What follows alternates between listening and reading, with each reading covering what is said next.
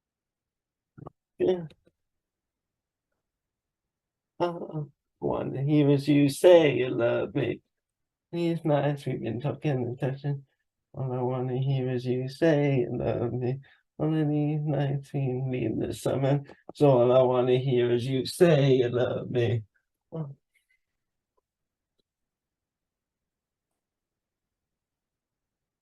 Attention. All I want to hear is you say you love me. All of these nights we need the summer.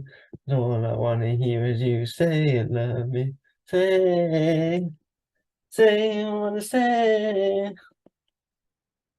All of these nights being attention. All I want to hear is you say you love me.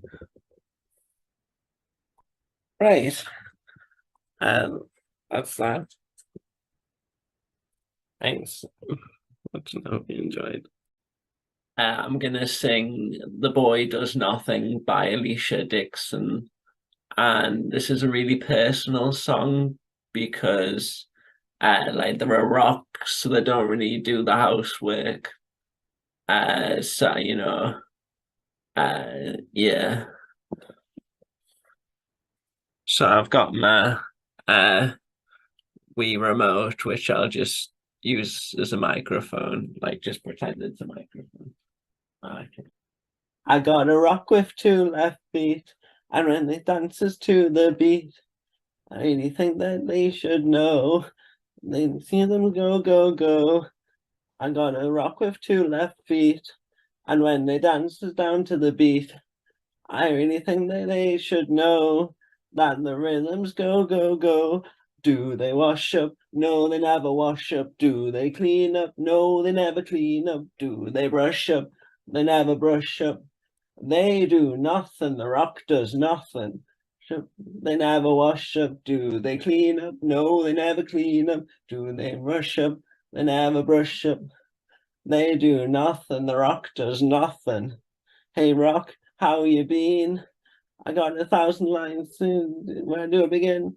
Here, it's Evelyn, and really, and through, yeah, and she's dude, and then this everything with them, as you say. Do they wash up? No, they never wash up. Do they clean up? No, they never clean up. Do they brush up? They never brush up. They do nothing. The rock does nothing. No, they never wash up. Do they clean up? No, they never clean up. Do they brush up? They never brush up. They do nothing. The rock does nothing. I'm going to sing another song to my rock partner that I've been going out with. I'm going to sing Hot and Cold by Katy Perry. This song is deeply personal to me. Rocks can feel cold, but they can also feel hot when they've been in the sun. I've been working late, it's a cold winter's night, and I get into bed and I just want to cuddle, but I can't because they feel freezing. Then when it's hot, they feel really hot and it's hard to sleep. I used to enjoy staying up all night talking to them, but now it's every summer night and I just want to sleep. Like, I just want someone to keep me warm in the cold winter months, but they do the opposite. And then top things off, when we go on nice days out, they don't give me much attention, and the lizard basking on their forehead gets more attention than me. Okay, so I've got my Pritt Stick glue, so I'm going to use that as a microphone just to sing. You change your mind like a girl changes clothes.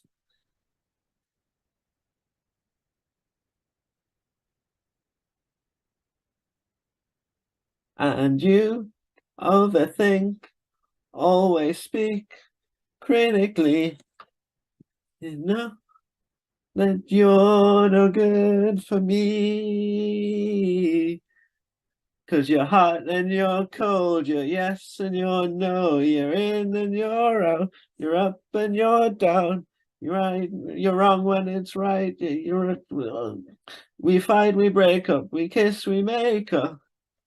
You know it's time to snow, but you don't really want to go. Oh, you're hot and you're cold, you're yes and you're no, in and you're out, when you're down.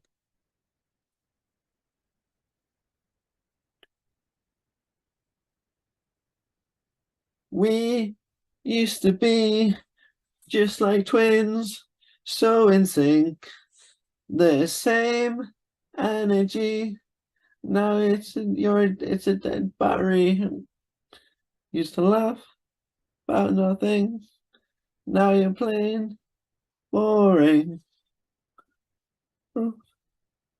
You're not gonna change. Because you're hot and you're cold, you're yes and you're no. And then you're out, you're up and you're down. And it's right, she's wrong, and it's white. We break up, we make or make up. You don't really. I'm going to sing Shake It Off by Taylor Swift. Now, again, this is very personal, this song, because the rock's like made up of grains. I don't know if it's like sand grains, if it's like sandstone or something, but the grains the rock's made up of, like they sort of come off some of them, and there's like it's like sand in the bed basically, and you've just got to shake it off because it gets everywhere. So, living with a rock, like being in a relationship with a rock, it's not all glitz and glamour like the media may have you believe. But yeah, okay. So I've got a shoe which I'm gonna pretend is a microphone for this. I stay out too late. Got nothing in my brain. That's what people say. That's what people say. I go on too many dates, but I can't keep making them stay. Yeah, that's what people say. That's what people say. That I keep cruising. James, stop moving. No, that's cruising. Not my mind, and it's gonna be alright. Cause the player's gonna play, and the hater's gonna hate. But I'm just gonna shake it off, shake it off. It's gonna break, and the music's gonna fake. I'm just gonna shake it off, shake it off. I'm going to sing Marry Me by Bruno Mars. And again, like, this is a really personal song. I wanted to get married to my rock, but obviously you can't do that in the UK. So I had to fly to Las Vegas, where the marriage laws are more relaxed. Anyway, me and my rock partner got married in Vegas, and it was the happiest night of our lives. I've got a spoon which I'm going to use as a microphone. Beautiful night. We're looking for something dumb to do. Hey, baby, I think I want to marry you. It's in your eyes. Oh, baby, this in tune. Oh, baby. Ooh, I think I want to marry you. Do go away. No. Come on, the rock, the cashman, go. Don't say no. Just say yeah. Go. You ready? If you're ready. Was it look in your eyes for something dumb to do? Hey, baby, I think I want to marry you. Hang on. Uh, I've just heard shouting, I think. those my neighbors. Sorry, I probably shouldn't be filming this at 3 in the morning. Anyway, thanks. So I released a cover of Alicia Dixon's song The Boy Does Nothing.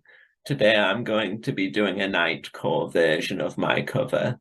I don't listen to nightcore, but I think it's when songs can be sped up a bit and sound higher, and the thumbnails on the videos seem to be anime pictures, hence why The Rock has bigger eyes than usual in this video. I will not be editing this video to sound more nightcore, so this is just like natural sounding.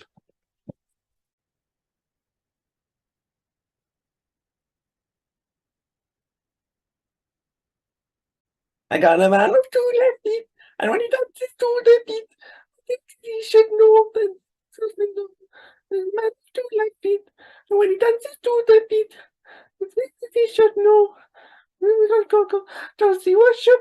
No, he never worship. Does he clean up? Does he brush up? He never brushed up. He does nothing. The rock does nothing. Does he clean up? No, he never cleans up. Does he brush up? Never brushed up. Does he worship? No, he never worship. He does nothing. The rock does nothing.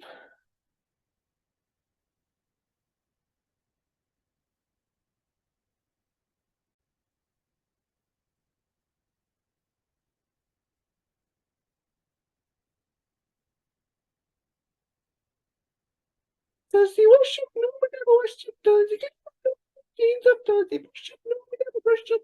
He do nothing. The rock does nothing. Does he clean up? No, he never cleans up. Does he brush up? Never brushed up. Do nothing. The rock does nothing. I'm going to sing What Is Love, Baby Don't Hurt Me by Hadaway. Again, this song is very personal to me. The rock is hard. When I'm in bed with my rock, I move my head and I accidentally bang it on the rock. And when I'm turning over in bed, I bang my head on the rock. It's dark at night, so I can't see them in the bed as well. It hurts, and so the phrase, baby don't hurt me, really resonates with me. Sometimes love hurts. I've got my toothbrush to use as a microphone. What is love? Baby don't hurt me, no more. What is love? Baby don't hurt me, no more.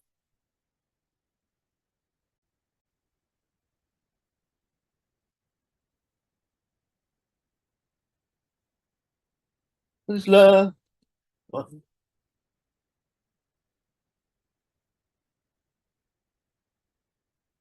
Yeah,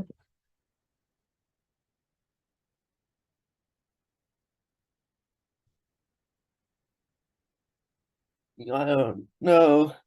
Yeah, give me love, but you don't care. So what is right? What is wrong? Give me a sign. What is love? Baby, don't hurt me. Don't hurt me no more. What is love? Baby, don't hurt me. Don't hurt me no more. Ah, banged my head on the rock again. I think I'm going to have to wear a helmet in bed for safety, not for some sort of quake. So I've been in a relationship with my rock partner for a while. So I'm going to sing Sex Bomb by Tom Jones, and this is dedicated to my rock partner. And this is a very personal song. Okay. I've got my pen to use as a microphone.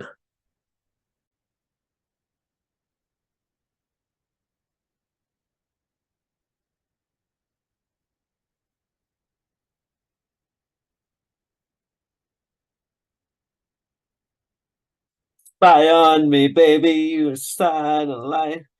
Infrared to see me move through the night. I'm gonna fire, shoot me right. I'm gonna like the way you fight. And And I love the way you say, now you found the secret code I use to wash away my lonely blues. So I can't deny or lie, 'cause you're the only one to make me fly. You know what, you're a sex bomb, sex bomb. You're my sex bomb. You can give it to me when I need to come along. Sex bomb, sex bomb. You're my sex bomb. And baby, you can turn me on. You know what you do to me? Don't you? Ha ha ha. No, you do. Now don't get me wrong. You ain't gonna do you wrong. No, no, no, more. You'll get help me and I love struck holding your time.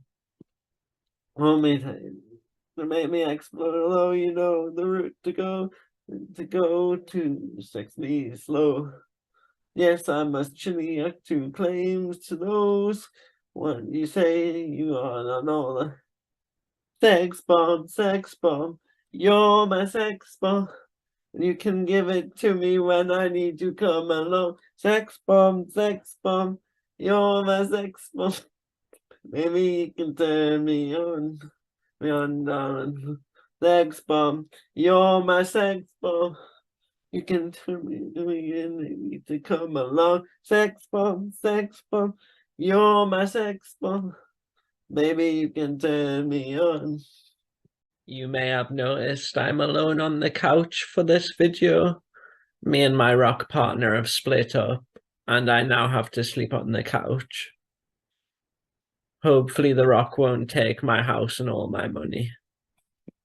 I've got a banana to use as a microphone. I'm going to be singing Cry Me a River by Justin Timberlake. And this is like really personal, this song.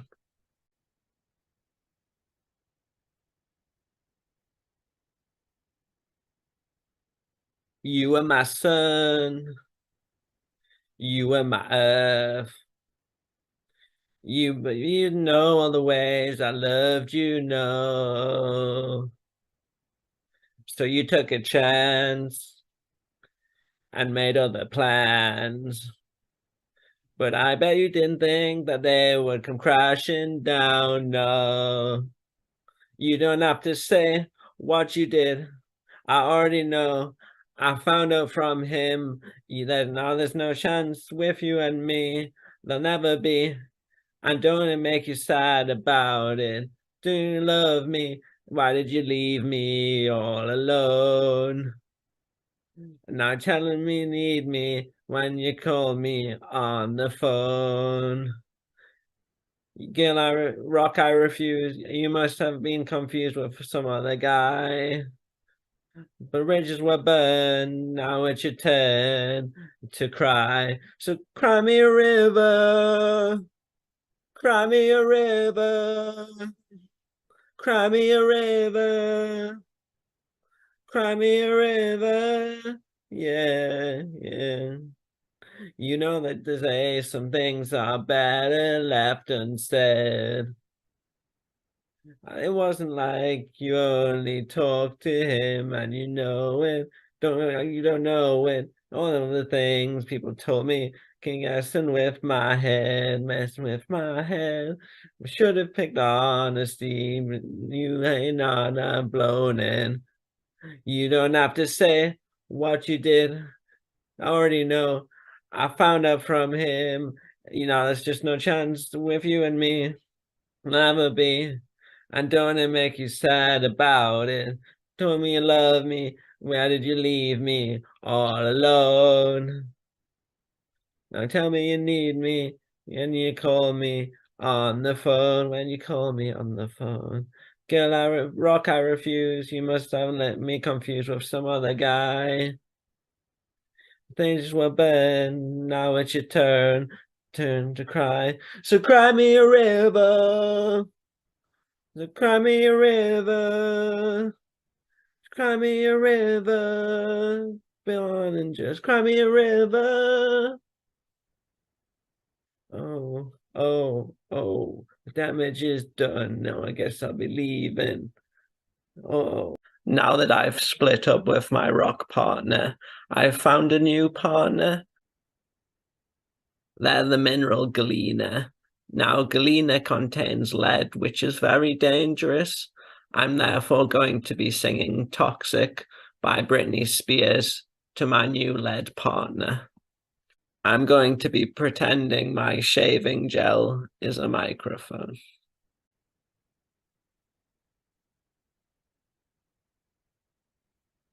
Baby, can't you see? I'm calling. A guy like you should wear a warning. It's dangerous. I'm falling. There's no escape. I can't wait. I need a hit. Maybe give me it. I'm dangerous. I'm loving it. Too high, can't come down. Losing my head, spinning round and round. Don't you feel me now?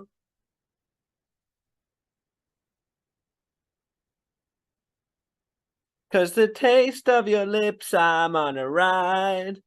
You're toxic, I'm slipping under with a taste of a poison paradise. I'm addicted to you, don't you know that you're toxic?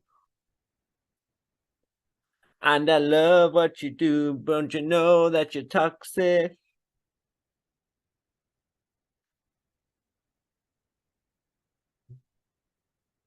It's getting late to give you up.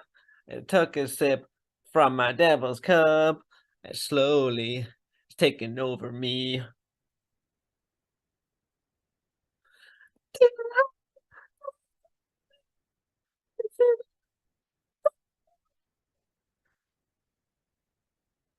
You feel me now?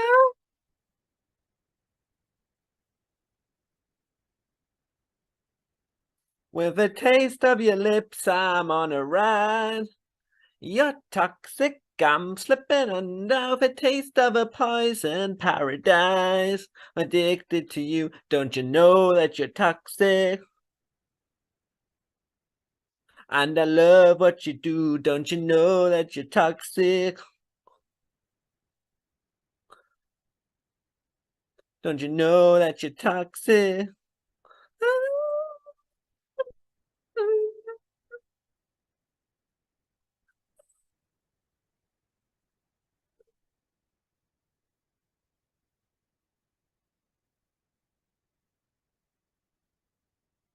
Of your lips, I'm on a ride. You're toxic, I'm slipping under the taste of a poison paradise. I'm addicted to you, don't you know that you're toxic? Of her lips, I'm on a ride.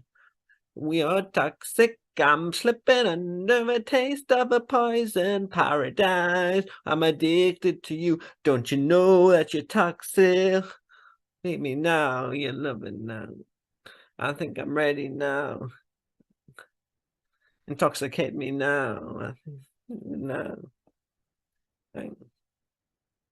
Here's why our relationship broke down. So at first we were happy, me and my pet rock partner, but then things got stale and boring, and the relationship just sort of broke down. So I thought we should try and spice things up. So we added a new partner into the mix. So I'll show you.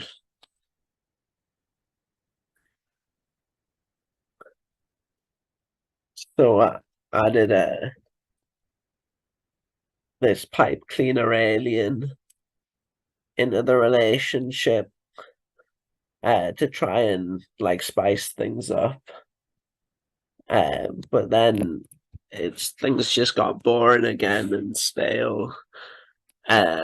So we thought, like, if say you get a ball stuck in a tree, you might throw another ball at the ball in the tree to try and like get the ball out the tree.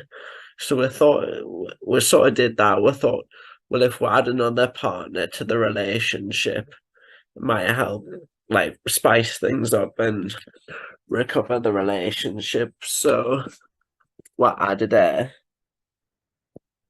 balloon person to the relationship. Added a balloon person to the relationship. But then things just got stale again. So we thought, right, well, the solution would be add another person to the relationship. So I'll just show you. So we thought, so at the other end of the bed, we added the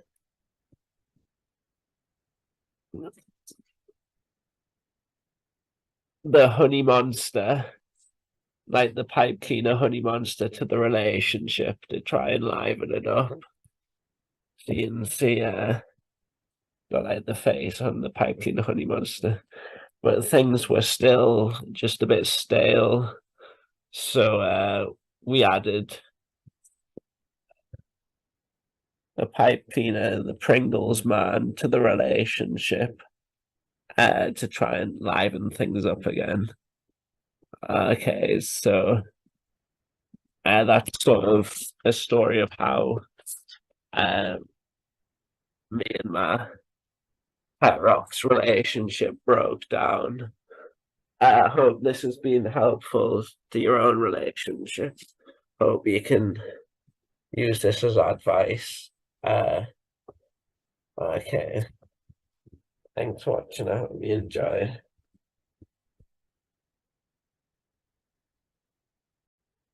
We added a sleeping person to the relationship, so now there's 7 of us. So I'm gonna sing Just the Two of Us by Bill Withers, but like there's 7 of us, so I'll be singing just the 7 of us. Okay. So it's a bit hard to stay on the bed at the minute. There's so many of us in the relationship.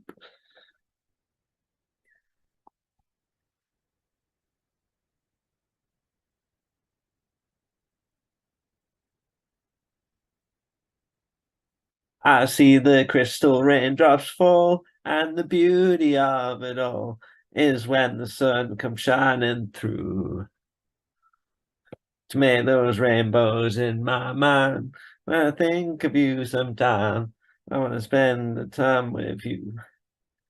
Just the 7 of us. We can make it if we try, just the 7 of us. Just the 7 of us. Just the 7 of us. Building castles in the sky, just the 7 of us. You and you and you and you and you and you and I. We look for love, no time for tears. Wasted water's all that is, and don't it make the waters grow? Good things might come to those who wait, not for those who wait too late. We gotta know, go for all we know. Just the 7 of us. We can make it if we try, just the 7 of us. Just the 7 of us. Just the 7 of us. Building castles in the sky, just the 7 of us. You and I, and you and you and you and you.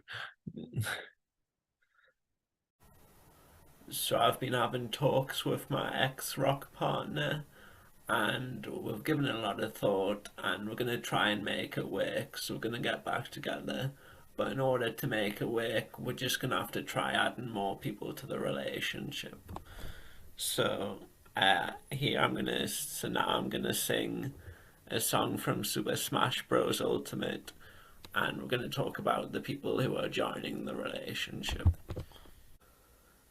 Colors weave into a spire of flame, distant sparks call to a past still unnamed.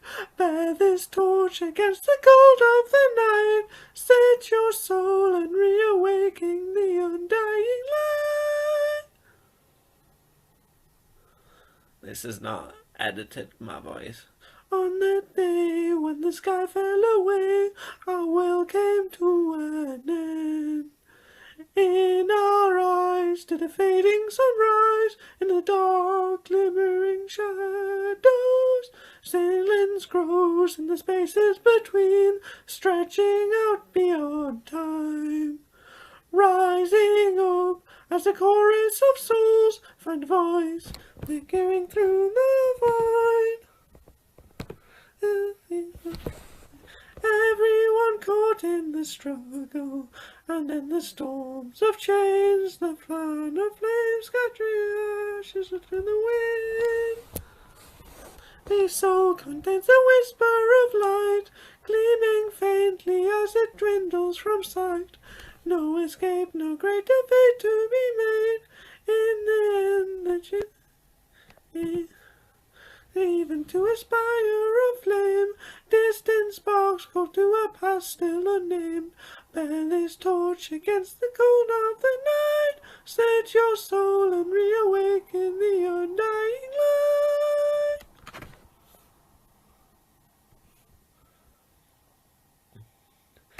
As fate spins a thread without end, new life draws into its brain. Blossoming in the sun, past, here we stand, hand clenched in hand. Everyone caught in the struggle. This is the day we finally find our way stair out into tomorrow.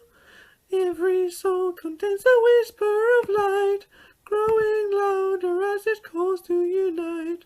From the distance sings a chorus of souls, rising slowly, stirring heat from the coals. Dollars weave into a spire of flame, distant sparks come to a past still unnamed. Bear this torch against the cold of the night. Light will guide you on the way to the ultimate fight.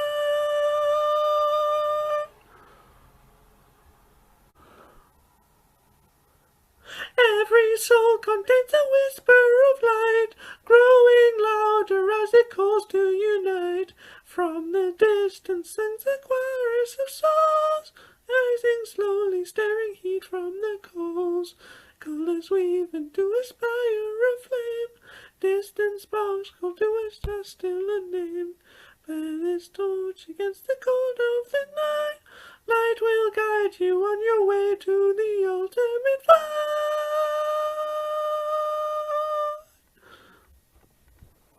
Everyone is here. Everyone has joined the relationship that has ever been in the relationship. This next section is a musical called Rocks the Musical. This is another early video I made about pet rocks. This next section was also made without using any AI at all.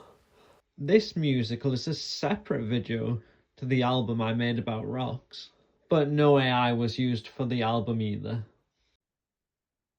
Warning, singing very loud. I'm going to be singing The Hills Are Alive from The Sound of Music. Rocks are conscious, and so hills are also conscious. Hills, therefore, are literally alive. I will be singing this in the hills. The rock is normally in bed all the time, but now that they're out in the wild, they're just in a sleeping bag all the time. How many times have I told you, stop giving the lizard basking on your forehead more attention than me? Hang on a minute, your sleeping bag's on top of a big pile of poo. I'm going to sing loudly now, so warning if you're sensitive to loud noises. The hills are alive with the sound of music, with songs they've sung 1,000 years. My hills are alive, my heart with the sound of music. My heart sings a song with ears. My heart wants to beat like a wind on the breeze that's right, naked through the trees. My heart wants to sigh like a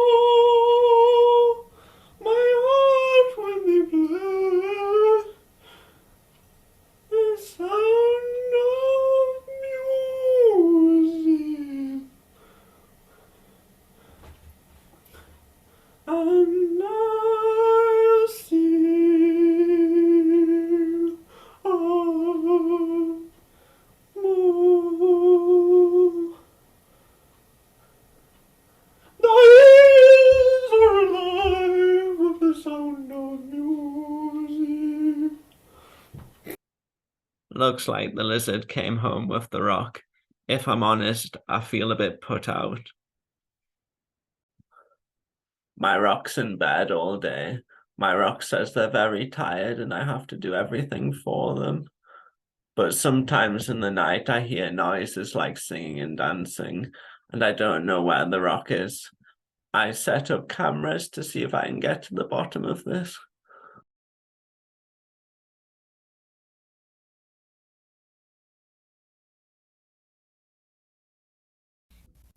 We like to sleep all day and party all night. This is how we like to live our life. Hands up.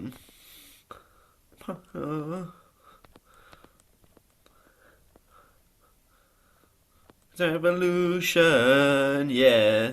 Ain't no time for seclusion, yeah. Come on and put a bottle in your hand. Go till you can't stand. And just rock it, rock it, rock it. Oh, oh, oh. So much confusion, yeah.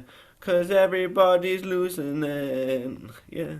It's feeling like a festival at night with them flashing lights, and we rock it, rock it, rock it. Whoa. And we don't gotta worry inside, and until it gets bright, I said we breaking all the rules, and we know we out of control. We rock and we roll. Nothing gonna ever stop the party, you know. We gonna go all. We like to sleep all day and party all night. This how we like to live our life. I got a feeling everything is gonna be alright. So come on, come on, come on.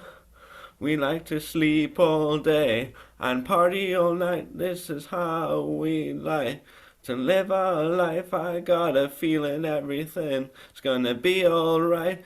Come on, come on, come on. Let's party today.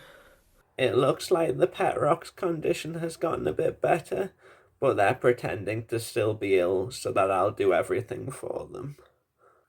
For this video, for the mask, this is the mask I made. I just used sandpaper that I coloured in to give like a sandstone look. We've kept the lizard the rock brought home that was basking on the rock's forehead. We've called the lizard Jimbo.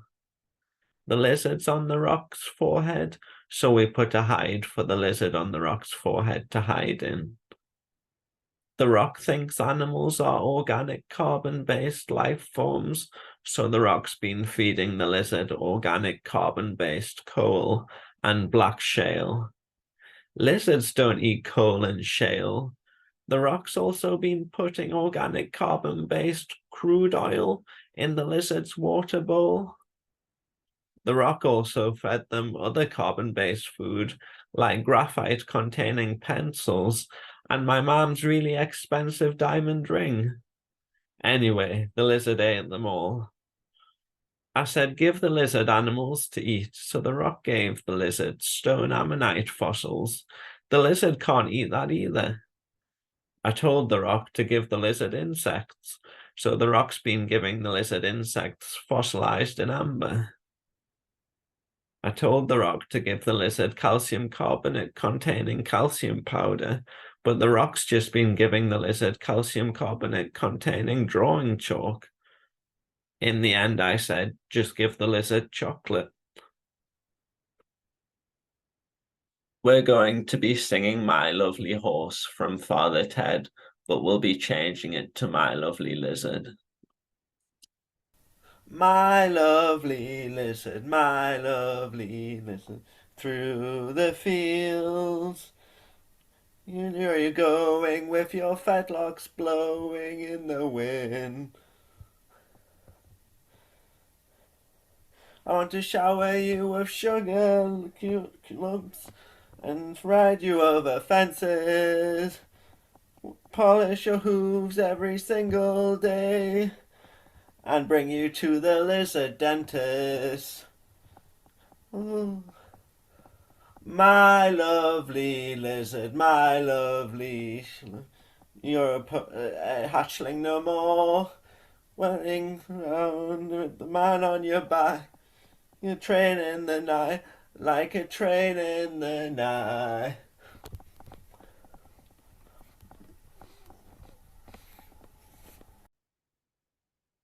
Rocks are conscious, coal is conscious, and peat soil can turn into coal, so peat is conscious and is like baby coal. I'm going to be singing a song about a person called Pete, but I'm going to be singing it about the type of soil Pete. I'm going to be singing Outlaw Pete.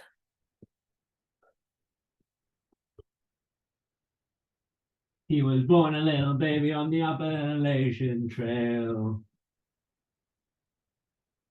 And 6 months old, he'd done 3 months in jail. He rode a bank in his diapers on his little bare baby feet. And he always said, once folks, my name is Outlaw Pete. I'm Outlaw Pete. I'm Outlaw Pete. Pete, can you hear me?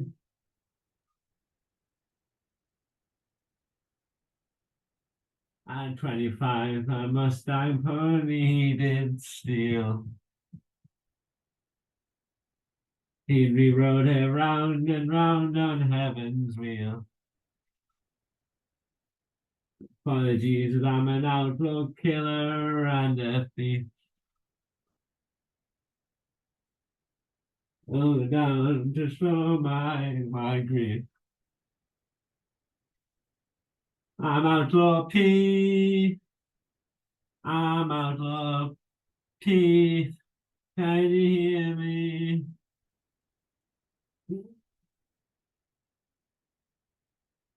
It's on a trail of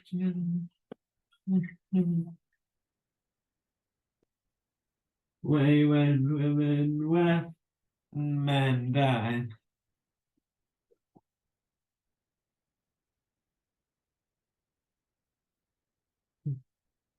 This is rock salt, also known as a halite. Sometimes the box around the halite genuinely becomes wet. I've heard halites can pull moisture out of the air and produce water. Rock salt can therefore cry. This hateful piece of rock salt cries a lot after the trauma of nearly being crushed to flavour food. The halite must be upset, so I'm going to be singing Mad World by Gary Jules. I will be singing this sad song from the rock salt's perspective. The other pieces of rock salt were crushed for flavouring food, and so the surviving hateful rock salt still sees images of their familiar faces all around them. All around me are familiar faces, worn out places, worn out faces. Bright and early for the daily races, going nowhere, going nowhere. Their tears are filling up their glasses. No expression, no expression. In my heart I want to drown my sorrow. No tomorrow, no tomorrow. And I find it kinda funny, I find it kinda sad, the dreams in which I find it hard to tell you, I find it hard to take. When people run in circles, it's a very, very mad world. Mad world. Robotic bodies were being built for ordinary rocks. The new bodies allowed ordinary rocks to move and communicate. Humans had hurt and exploited rocks through activities like mining. My rock person and other pet rocks eat ordinary rocks. With their new bodies, a group of ordinary rocks wanted to kill humans and pet rocks like my rock person. A piece of shale said that a pet rock tried to feed them to a lizard. That is why the shale joined the hate group. The piece of shale began to sing, together with the hateful piece of rock salt and the copper-containing rock. The rocks sang, "Do you hear the people sing?" from Les Miserables. I used reflective foil for the rock's reflective metal robotic bodies. Do you hear the people sing a song of angry rocks? It is the music of a people who will not be slaves again. When the beating of your heart, there's the beating of the drums. There is a life about to start. Horror comes. Will you join in our crusade? Who will be stronger than me? Beyond the barricade, is there a will too long to see? Come to fight, and we are afraid to be free. Do you hear the rocks sing a song of angry rocks? The music of the rocks who will not be slaves again. When the beating of your heart echoes the beating of the drum, there is a life about to start when horror comes. Will you give all you can give so that our banner may advance? Some will fall and some will live, but you will stand up and take your chance. The blood of the martyrs will water the meadows of France. Do you hear the rocks sing a song of angry rocks? The music of the rocks, they will not be slaves again. When the beating of your heart echoes the beating of the drum, there is a life about to start when tomorrow comes.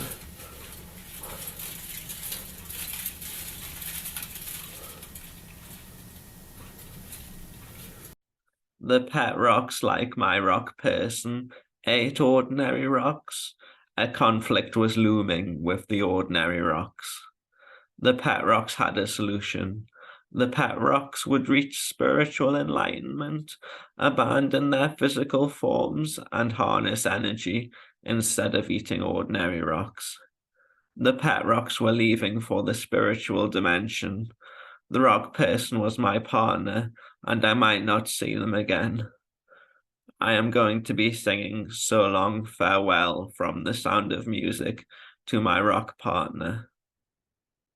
The sad sort of clanging from the clock in the hall, and the bells in the steeple too. And up in the nursery, an absurd little bird is popping out to say, cuckoo, coo, cuckoo, coo. Regretfully they tell us, but firmly they compel us. Say good night. Do you?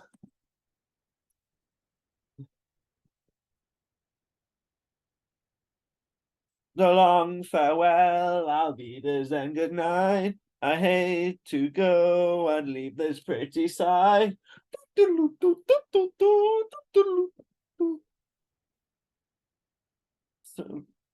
So long farewell, Alvidas, and good night. Adieu, adieu, adieu to you and you and you.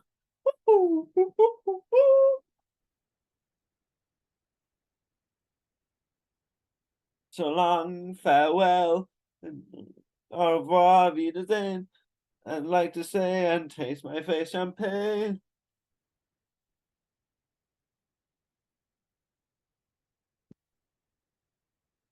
So long farewell, I'll be in and good night. I leave to heave a sigh and say goodbye.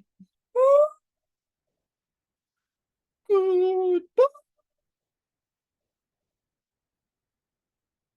Ordinary lizards couldn't reach spiritual enlightenment. Would the rock person have to leave their lizard friend behind? Feeding the lizard rocks had altered the lizard. The lizard had become very intelligent and could now reach spiritual enlightenment.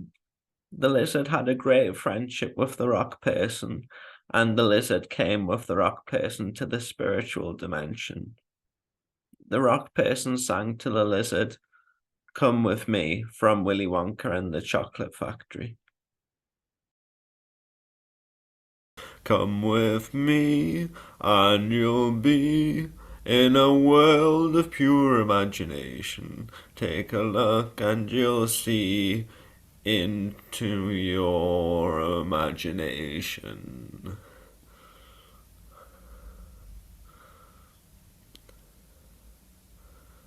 We'll begin with a spin, traveling in the world of my creation.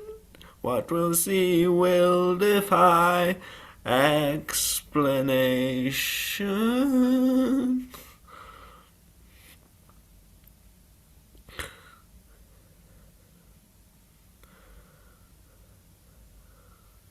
If you want to view paradise, simply look around and view it. Anything you want to do it, wanting to change the world, there's nothing to it. I said my final goodbyes, and then the rock person and their lizard left for the spiritual dimension. The rock had left me their partner for a lizard. The rock had even gave the lizard more attention than they gave their child.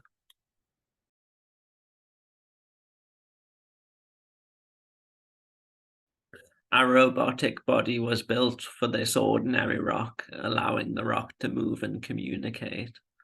The rock may actually be red British sandstone, indicating the rock is at least as old as the Triassic period. During the Triassic period, there was an event called the Carnian Pluvial Episode, where it rained for 2 million years. Scientists had given the elderly rock a robotic body so the rock could tell them about what it was like in the olden days. The elderly rock sang "It Rains Down in Africa" by Toto, but instead of Africa, the rock sang "It Rains Down" in the Carnian Pluvial Episode. Honey boy, it's raining down on you.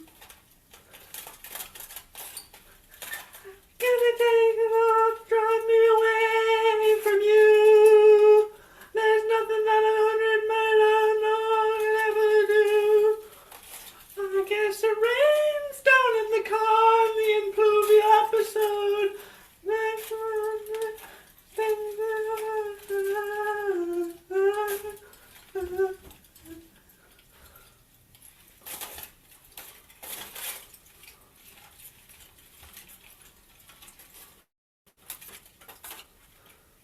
Well, dogs crying out in the night as they grow restless, longing for some solitary company.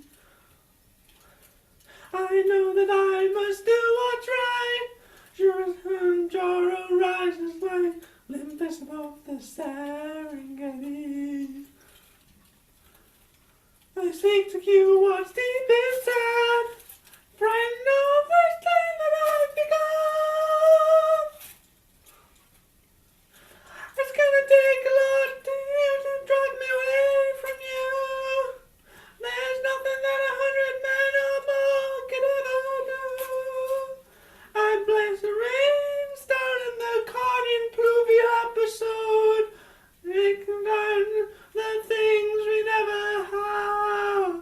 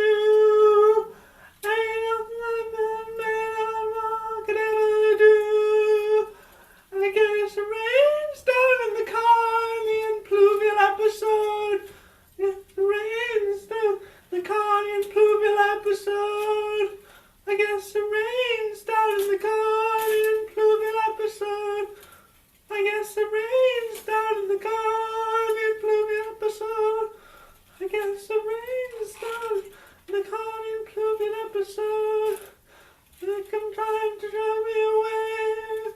Things you never had.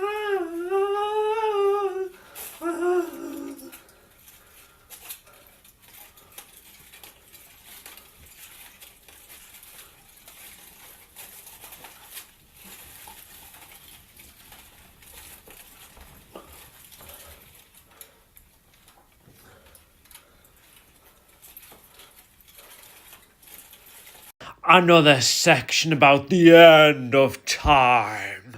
This is also about the end of time amidst the dark eternal void of nothingness. The probability of a brain with memories just randomly and spontaneously coming into existence is incredibly low.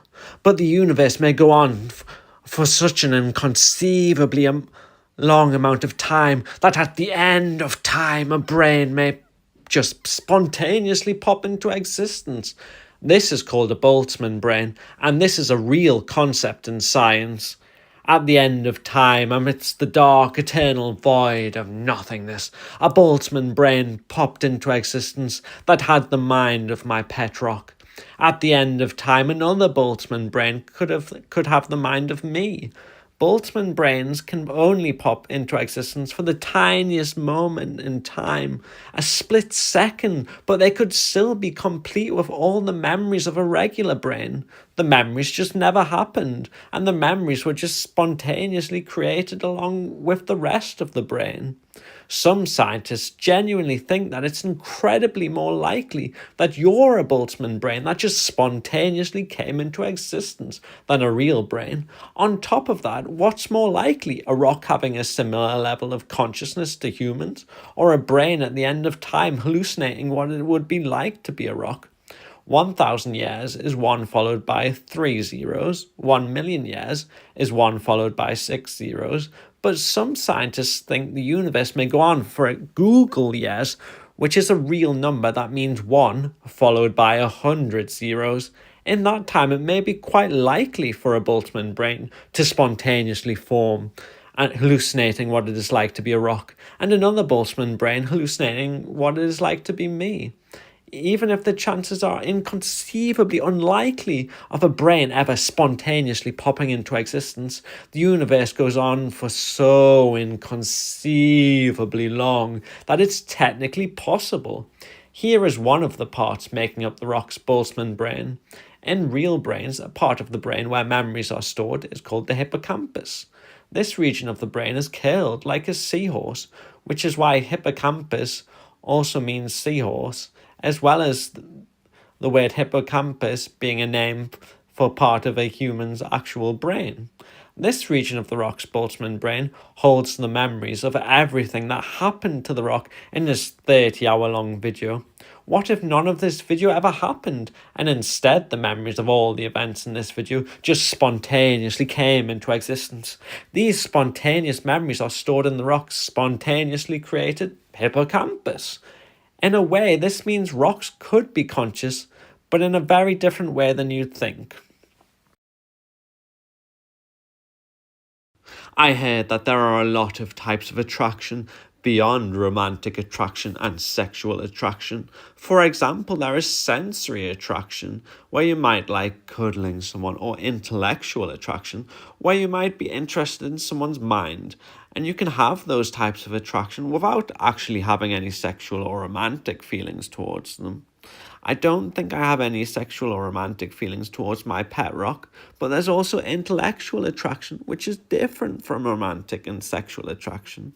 This can be when you're attracted to someone's mind, even though you may feel no romantic or sexual feelings towards them.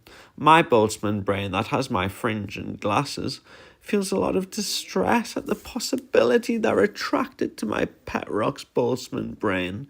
Rocks and psychology are both two of my special interests. Of course I'm going to be interested in my rock's mind. With autism, I personify animals and inanimate objects.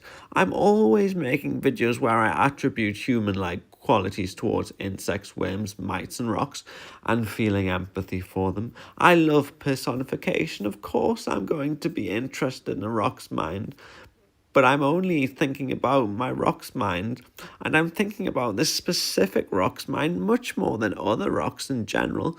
Why am I not thinking about other rocks' minds just as much? Why am I thinking about my pet rock's mind so much? Does that mean I have intellectual attraction towards my pet rock? I even ruminate about the rock's mind as if it was my own. So even if I don't feel any romantic or sexual attraction to my pet rock, what if I still feel intellectual attraction towards my pet rock's Boltzmann brain? And that would mean in some way I'm still attracted to my pet rock, which would be my biggest fear. I would hate myself if I felt any attraction to my pet rock. My own Boltzmann brain would feel a lot of shame and guilt, or feel like I deserve to be punished.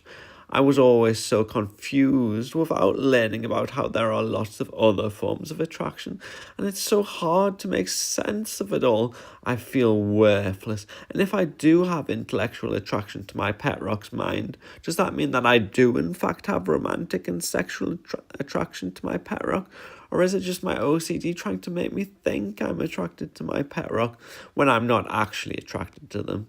But the rock has borderline personality disorder, and my special interest is in borderline personality disorder, and therefore my interest in borderline personality disorder extends to my pet rock. I'm therefore interested in the pet rock's mind, but is intellectual attraction a different thing to having a special interest in psychology? I mean, you can have an autistic special interest in anything. I think I love my pet rock in an innocent way, and we are not really in a relationship in real life.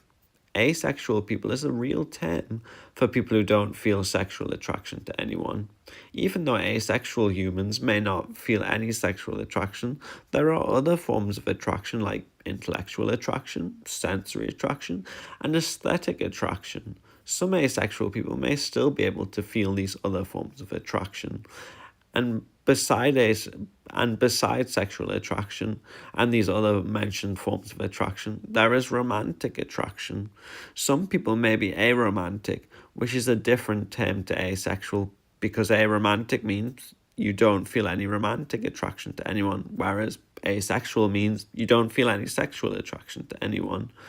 As a teenager, I was definitely heterosexual, but now I'm not sure if I feel any sexual or romantic attraction to anyone at all, or if I'm getting confused or mixed up with OCD. Maybe I don't feel these forms of attraction because my mental illnesses interfere with this. Maybe my medication stops me feeling these forms of attraction, or maybe because my medication affects my hormones like prolactin. I don't feel these forms of attraction because my hormone called prolactin is high, or maybe OCD just causes me to repress all these feelings or suppress them, or puts me off anything like that. If I only feel intellectual attraction to my pet rock's Boltzmann brain, that may mean I don't feel any other attraction to them. I have to reduce my medication though, and this means my hormones may go back to normal. If my hormones go back to normal, I may start developing romantic or sexual attraction to my pet rock, which is one of my biggest fears, just like how sexual attraction and romantic attraction usually go hand in hand, and if you experience one, you may likely experience the other. If I already have intellectual attraction towards my pet rock's mind, does that mean I might start feeling romantic or sexual attraction towards them as well when my hormones return to normal? I am the Boltzmann brain of David, and I worry I am attracted to the Boltzmann brain of my pet rock. Some Boltzmann brains may spontaneously form and may blink out of existence as quickly as they come into existence. I, the Boltzmann brain of David, may only exist long enough for a single thought to form. This single thought that only lasts a moment is, what if I'm attracted to my pet rock? In real life, on our current Earth, there are brain-eating amoebas that infect humans. While brain-eating amoebas infect real human brains, I suppose, hypothetically, brain-eating amoebas may also infect theoretical Boltzmann brains at the end of time. Maybe parasitic worms could also hypothetically infect Boltzmann brains. If a brain could spontaneously form at the end of time, why couldn't a parasite infecting the brain not spontaneously form with it? What if I am a Boltzmann brain, and the amoeba and parasitic worms infecting me are hijacking my brain and causing me to love amoebas and parasitic worms? Maybe that's why I love amoebas and parasitic worms so much, and why they take up so much of this 30-hour-long video. I made the previous 40-minute part about amoebas in this video in 10 days when I was manic and was constantly drawing lots of amoebas. I was doing 5 drawings a day as if I was obsessed with amoebas, if not more drawings. Amoebas were only really my special interest for about 10 days, but you'd think I was interested in them a lot longer because of how intense the interest was when I was manic. I had Amoeba Mania. Part 2. Out of all the parts in this 30-hour-long video, this next part is the oldest part. This next part is from early 2020, when I was just 19. This was during the start of the COVID pandemic, where at a certain time, everyone would regularly go outside and clap for the National Health Service, or NHS, and all their staff. When I started recording the live stream in this part, I realised it was time to clap, so I went outside, and so I'll be missing for the first 2 minutes. This video is of my Boltzmann brain talking, which you're about to see, which is why it will be intellectual, because they're a brain. I love attributing human-like qualities to animals and inanimate objects, and so I find it really interesting when animals just naturally have human-like qualities, so that you do not even have to make up anything about them. This next video is about real hormones in animals, because some of animals' hormones and neurotransmitters can be so similar to humans' hormones and neurotransmitters. I can talk about human-like chemicals in animals without even having to make anything up. So this next 25-minute long live stream is all real information about animals. I made this next part without any AI at all, so I could not just magically remove the background, and the background was not green either, meaning I could not just immediately use a green screen, which is why I had to be very creative with how I edited this part years later to look like it's my Boltzmann brain giving the talk. ChatGPT and other chatbots did not exist back when I filmed this live stream, so I had to read lots of scientific papers. And again, my Boltzmann brain is a brain, so they're very intellectual, and the next information is all real and non-fiction, despite there being a brain telling you all the real information.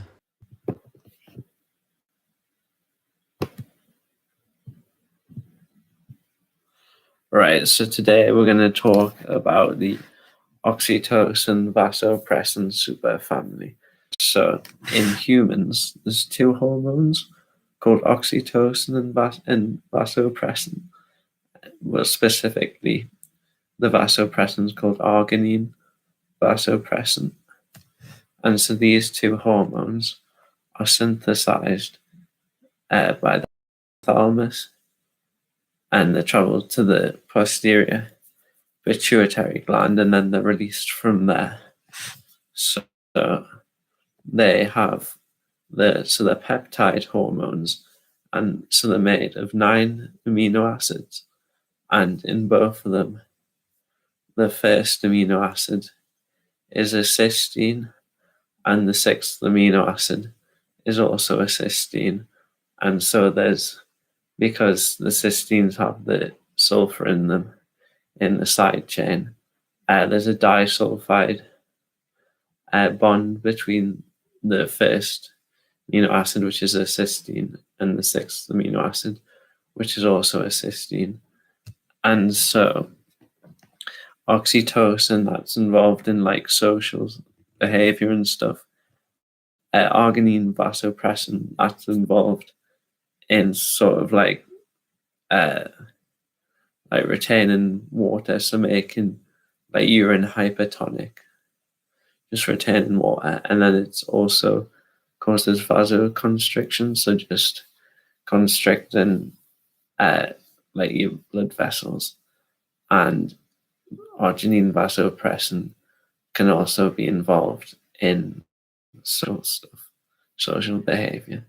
So basically, if you look at other animals, so even stuff like octopuses, well, so basically, oxytocin, arginine and arginine vasopressin, they're very structurally related, and they're thought to, in ancestors of humans and other animals and other vertebrates, well, in the ancestors of jawed fish, of jawed vertebrates, a gene duplications thought to have occurred.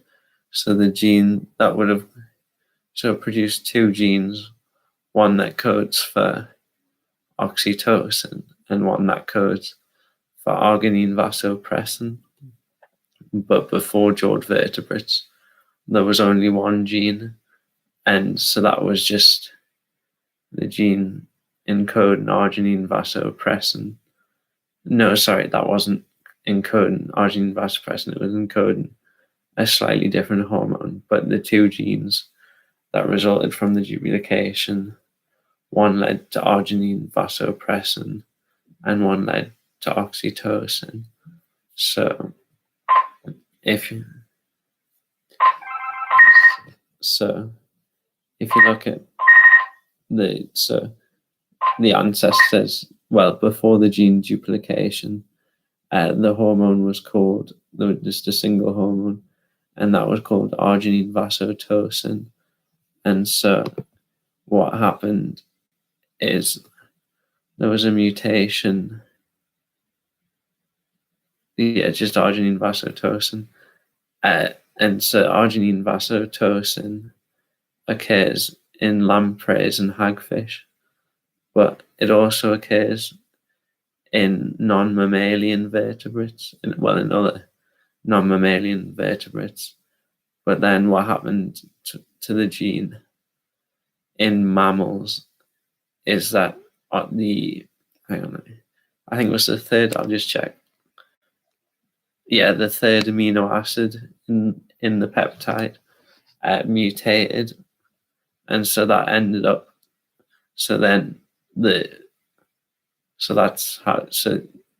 that changed arginine vasotocin to arginine vasopressin by a single change in the amino acid sequence on the third amino acid. And so that's what happened to one of the genes. But obviously there was the duplication, so there's another gene. So the other gene led to oxytocin, but there's a couple intermediate hormones. So before we talk about that, I'm just going to talk about vasotocin. So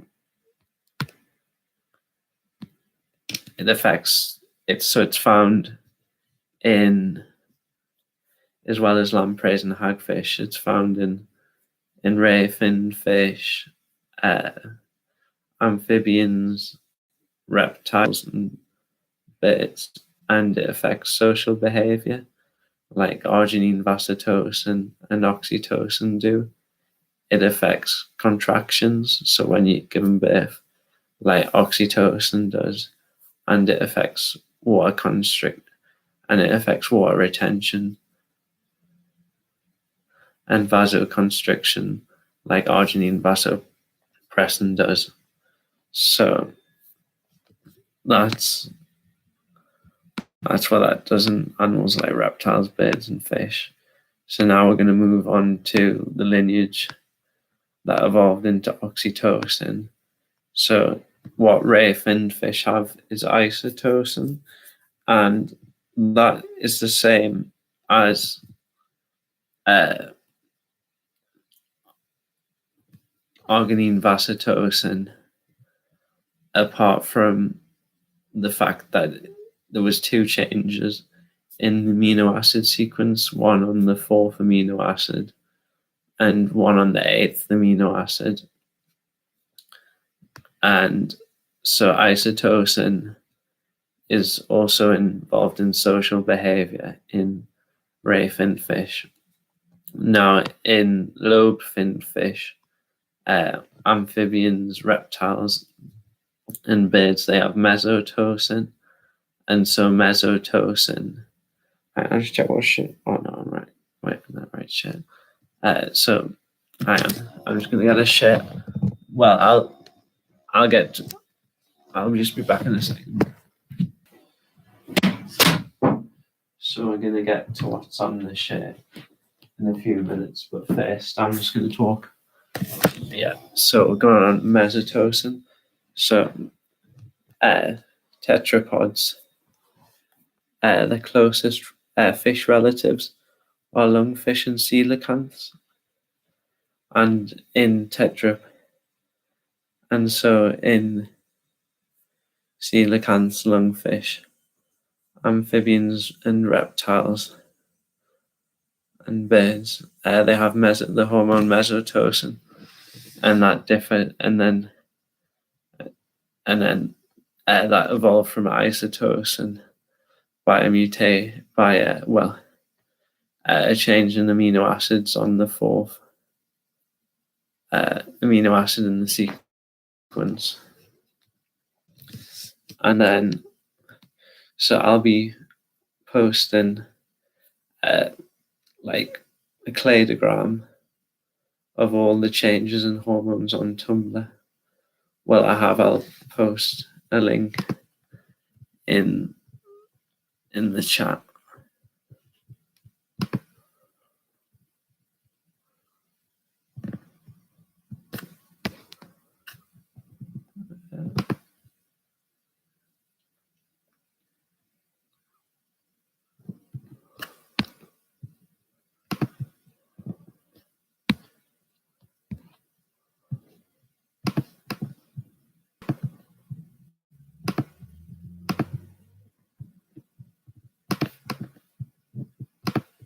So that's mesotocin that we're talking about, and that also has effect on social behavior. So, and then a change in the eighth amino acid in mesotocin sequence led oxytocin, which is what's found in marsupials. Well, some marsupials and placental mammals. So in marsupials, mesotocin and oxytocin can be found, whereas in placental, mesotocin and or oxytocin can be found in marsupials, whereas in placental mammals, just oxytocin is found, and placental mammals as the group that includes humans. So if you go in oxytocin, like we've said, it's just involved in social behavior. So if we zoom out on like the tree of life, so we get to like Amphioxus and sea squids and stuff like that. So Amphioxus and sea squids have members of the oxytocin vasopressin superfamily. So in Amphioxus, they have, it gets called vasotocin, but basically there's a difference between Amphioxus vasotocin and the arginine vasotocin of non-mammalian vertebrates. So in Amphioxus, there was a change. Well, we don't know what the ancestral one looked like, the ancestral hormone, but in Amphioxus, on the fourth amino acid in the sequence differs from the fourth amino acid in vertebrates, arginine vasotocin. So in Amphioxus, the fourth amino acid is isoleucine, whereas in vertebrates, the fourth amino acid is glutamine. And then,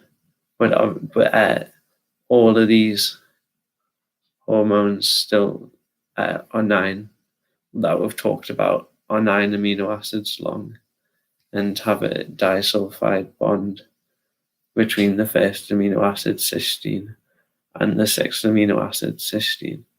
So now in sea squids, two different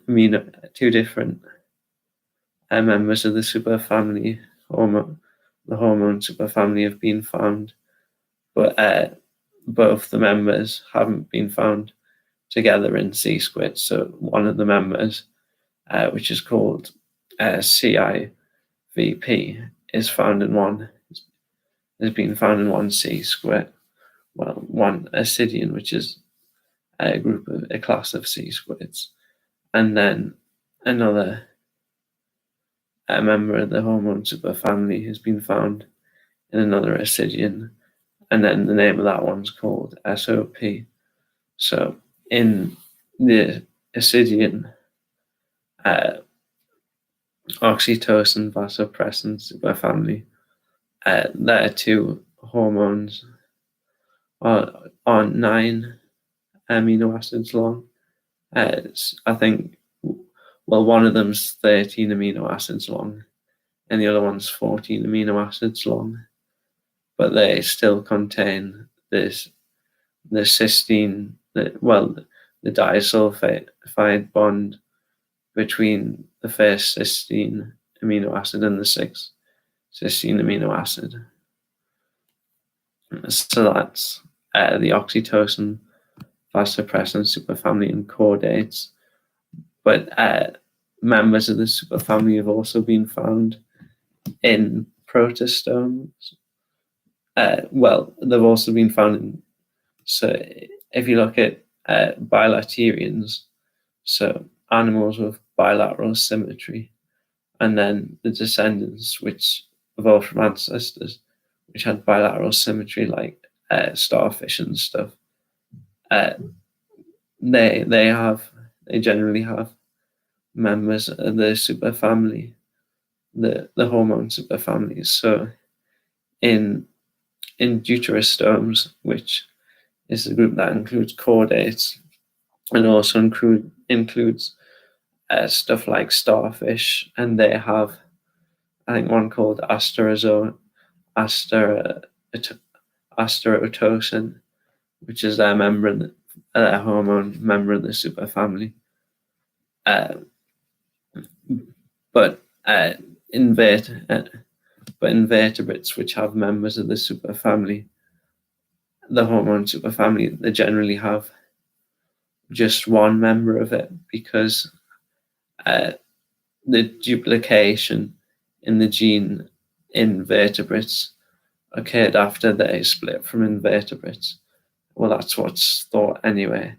So if we go even further out on the tree of life, you have this split between the deuterostomes, the group we've talked about, and the protostomes. And so in protostomes, the other lineage, you have sort of two groups, ecdysozoa and lophotrochozoa. And so ecdysozoa includes animals like insects, crustaceans, and nematodes and stuff like that. And then lophotrochozoa includes animals like earthworms and octopuses and stuff. And in some members of the hormone superfamily have been found in ecdysozoans and lophotrochozoans. So that's one interesting thing. So, well, crustaceans. What I mean by that is basically crustaceans is just insects descended from crustaceans, but they're not themselves counted as crustaceans. So in insects, there's a member of the oxytocin vasopressin, and then in one crustacean they found another member of they found a member of the superfamily, and it's not. I don't think it's been named yet, but it differs from it's been found in a branchiop. I think I'll just check. It's a water flea, which I think are brachiopods. I'll just check.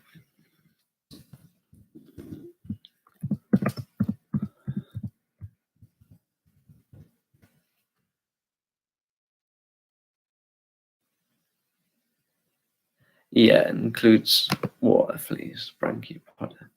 So, inatosin, which has been found in locusts, ants, and beetles, differs from the member of the superfamily in the water fleas by two changes in the amino acid sequence. So that's the pancrustaceans, the insects, and crustaceans. So now I'll talk about. Hang on, I'll just put that one in.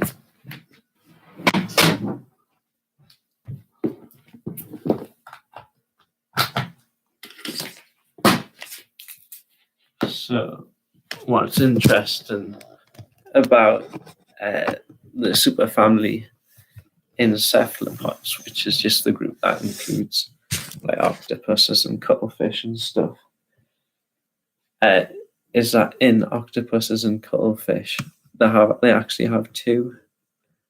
They contain two members of the superfamily within like the same species. So basically, that means that there's been a gene duplication event in like cephalopods and their other ancestry and stuff, which has been independent to the one in vertebrates. So in octopuses, they've been found to have the two hormones are called octopressin and cephalotocin. And in cuttlefish, the two hormones have been found to be sepiotocin and prosepiotocin. So what's interesting is that the oldest octopod, Pulsepia, which I've got on this shirt, which was made by 252 million year ago.com. So Pulsepia is 300 million. It's 300 million year old. So, and it's an octopod. So basically, what that means is that octopuses and cuttlefish split over 300 million years ago. But basically, what's interesting is if you look at octopressin and sepiotocin, there's only one chain. There's only one difference in amino acid sequence. So they're really similar, despite octopuses and cuttlefish splitting over 300 million years ago. So in the crustacean and insect and cephalopod hormones we've just talked about, they're all, well, apart from the C-square ones that we've talked about, all the hormones have still been 9 amino acids long, and they've all, well, including the C-square ones, they've all had a disulfide bond between the first amino acid and the 6th amino acid.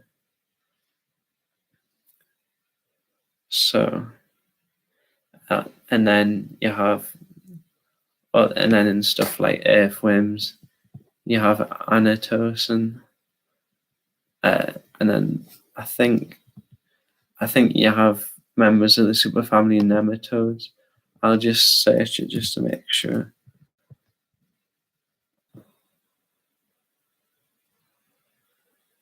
Yeah, there's one in nematodes. I think it's called, it's nematosin. It's just called nematosin. So that's interesting. So that's about it for this live stream.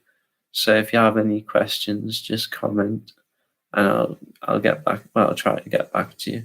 So thanks for watching and enjoy your day. Right, okay, thanks.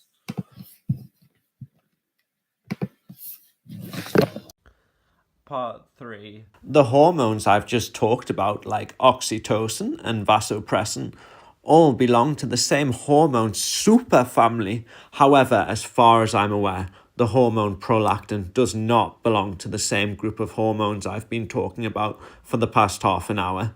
Despite the hormone prolactin not belonging to the same group as all the other hormones talked about, prolactin can still have similar effects to oxytocin. For example, when parents have babies, the levels of both oxytocin and prolactin in new mothers and fathers can be raised.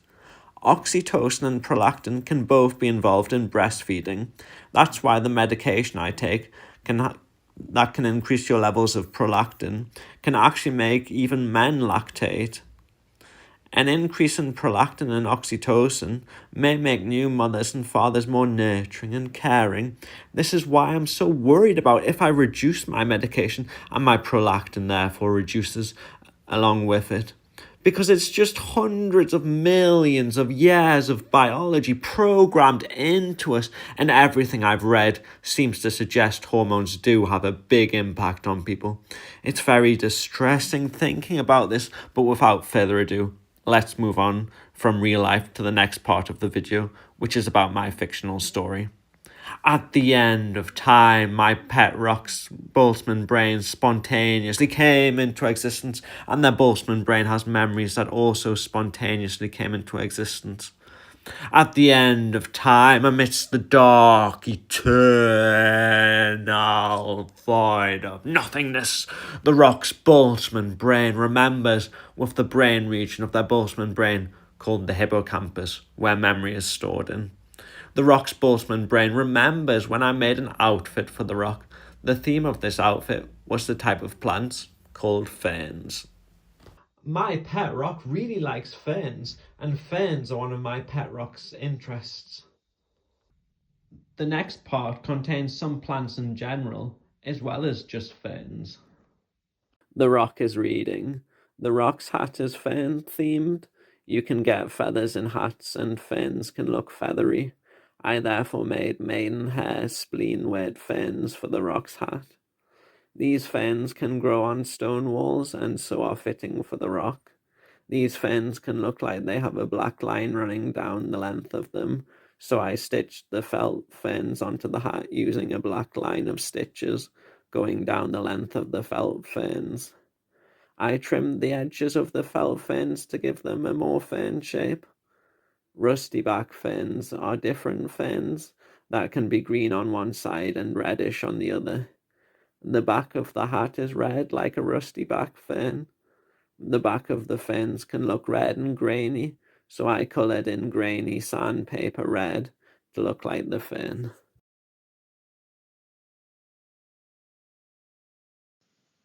I'm making the chest part of a top. I'm making and sewing modern ginkgo tree leaves to the top. I'm making an overlapping frill-like pattern. The pattern is also meant to look like green liverwort plants. Ginkgo tree leaves can also be yellow, so I'm adding yellow felt ginkgo leaves to the top. The yellow pattern is also meant to look like yellow lichens. I'm sewing the sleeves on, and I'm sewing orange lichen fruiting bodies where a sleeve joins the top. Where the other sleeve joins the top, I'm sewing green liverwort cups, which have smaller green liverwort buds inside. If I had made the top longer, I would have had to have sewn more leaves, which would have been too much work, so the top doesn't really cover the rock's belly.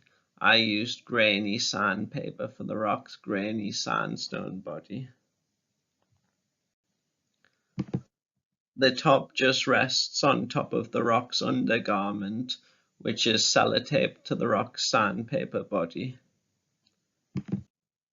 I also used bits of felt for the rock's belly button fluff. Only the top part of each leaf is sewn to the top, so the bottom part of each leaf can lift up. I made felt gloves which are meant to be shaped like the leaves of a different ginkgo plant that existed in the fossil record.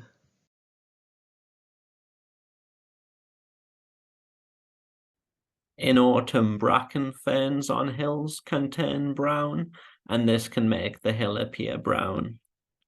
Hills and the hat I made can both be dome-shaped. Because of this, to go on the hat, I made a brown part that looks like the hill. Sandpaper sticks to felt like Velcro. I therefore coloured in the back of sandpaper for the piece. The brown hill piece therefore can be put on and took off the hat like Velcro. Killarney fern gametophytes don't look anything like what ferns you're familiar with look like. The Killarney fern gametophyte can be a mass of green and hairy filaments and can feel like dry cotton wool. Because these ferns can be found on rock, the rock has grown a green hairy beard made of this fern. The fern can be found in wet and dark places, and this room is damp and dark. I coloured cotton wool to make the beard. This real fern gametophyte is protected in real life, and therefore it is illegal for the rock to shave their beard. Some ferns can be curled up with brown hair. Some ferns can be curled up with white hair. Judges' wigs can also be hairy and curled up. I therefore added curled up hairy ferns made of hairy pipe cleaners for the rock's curled up hair. On one side, the pipe cleaner ferns have white hair, like the white hairy ferns in a judge's wig.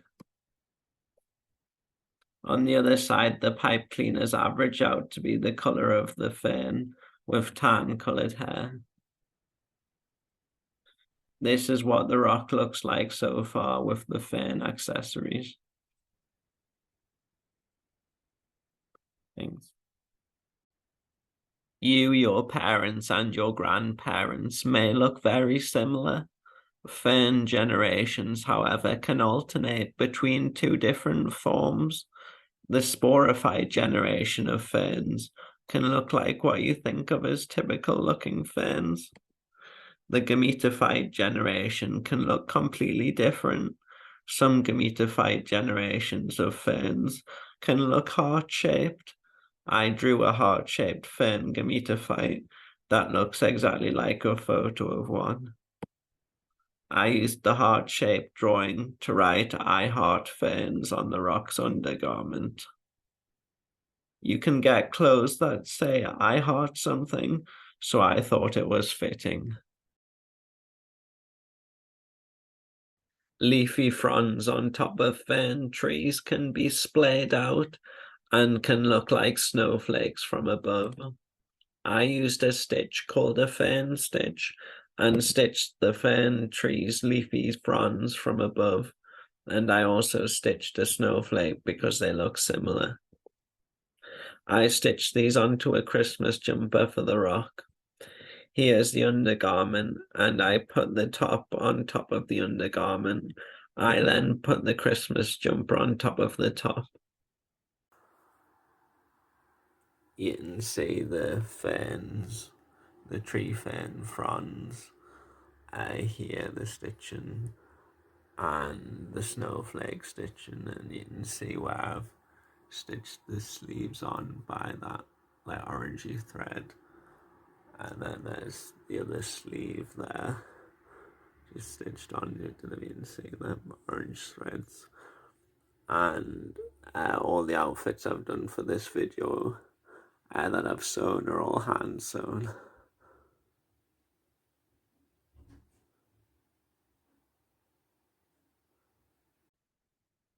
Crocodile ferns can have a pattern on their fronds resembling scales.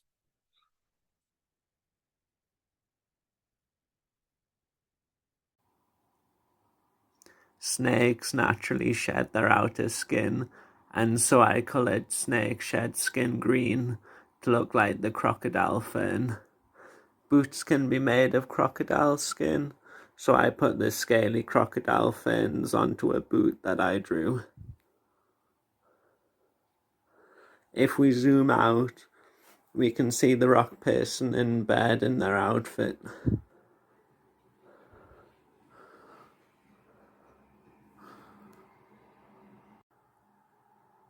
They're wearing the boot in bed. This is a fossil of roots from a tree like club moss. Club mosses aren't ferns and they're technically not moss either. The fossil looks like trousers, so I made trousers for the rock that look like the fossil roots. I cut out the roots drawing and the roots drawing's shadow, so here's the trousers and their shadow. Here's the trousers on the rock. In the fictional story, the rock used to have trousers made of real root fossils, but now has artificial trousers that just look like the roots. Volcano dwarf Brazilian tree ferns can have new fronds which are pink in real life. I drew fronds from volcano Brazilian dwarf ferns to make a skirt. The fronds can look very colourful and variable in real life, and so I just copied photos of the ferns. I glued the fern fronds onto one piece and put this skirt on top of the rock's trousers. Royal ferns can have some fronds that look like they're covered in grapes or bubbles. I therefore used bubble wrap to make the royal fern frond. I cut out the fern shape and painted the back of it. I gave the bubble wrap fern to the rock as a fidget toy. The boot. The pink feminine skirt and sort of trousers underneath. The Christmas jumper and the more masculine beard, because Rock's gender can be different on average to humans. Legs can be the shape of tree trunks. I drew leggings for the rock so that each leg would look like one individual tree fern trunk. Real tree fern trunks can look a bit hairy, so I put pipe cleaners on the bottom of the leggings to look like the tree fern. The pipe cleaners poke through slits so that the pointed ends are only on the back and the front of the legs just feel fluffy. Clog shoes can curl up at their tips. I therefore drew a clog shoe that curls up like a curled up fern frond. Someone also pointed out that elf shoes can be curled up like this. I cut out the shadows of the leggings.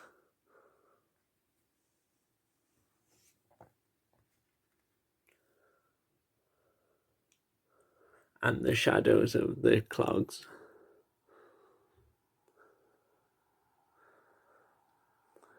The rock has a complete body now. We can put more layers on top of the trousers and the undergarment, like the top and skirt. The rock and their outfit are the size of an adult human. You can see the curled up fin part of the shoe, and you can also feel the fluffy pipe cleaner leggings.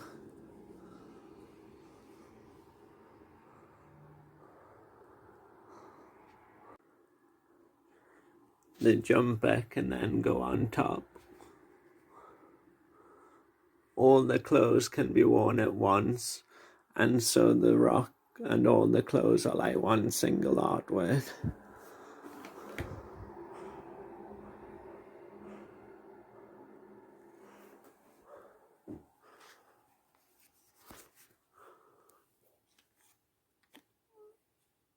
There's the back of the hat again. With the rusty back fern lock.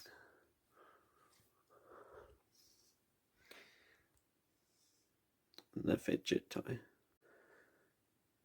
Thanks for watching. I hope you enjoyed. Here's another section about my mum. My mum has an extremely squidgy face and body. My mum also has a skin condition that makes her face bright red and bright pink.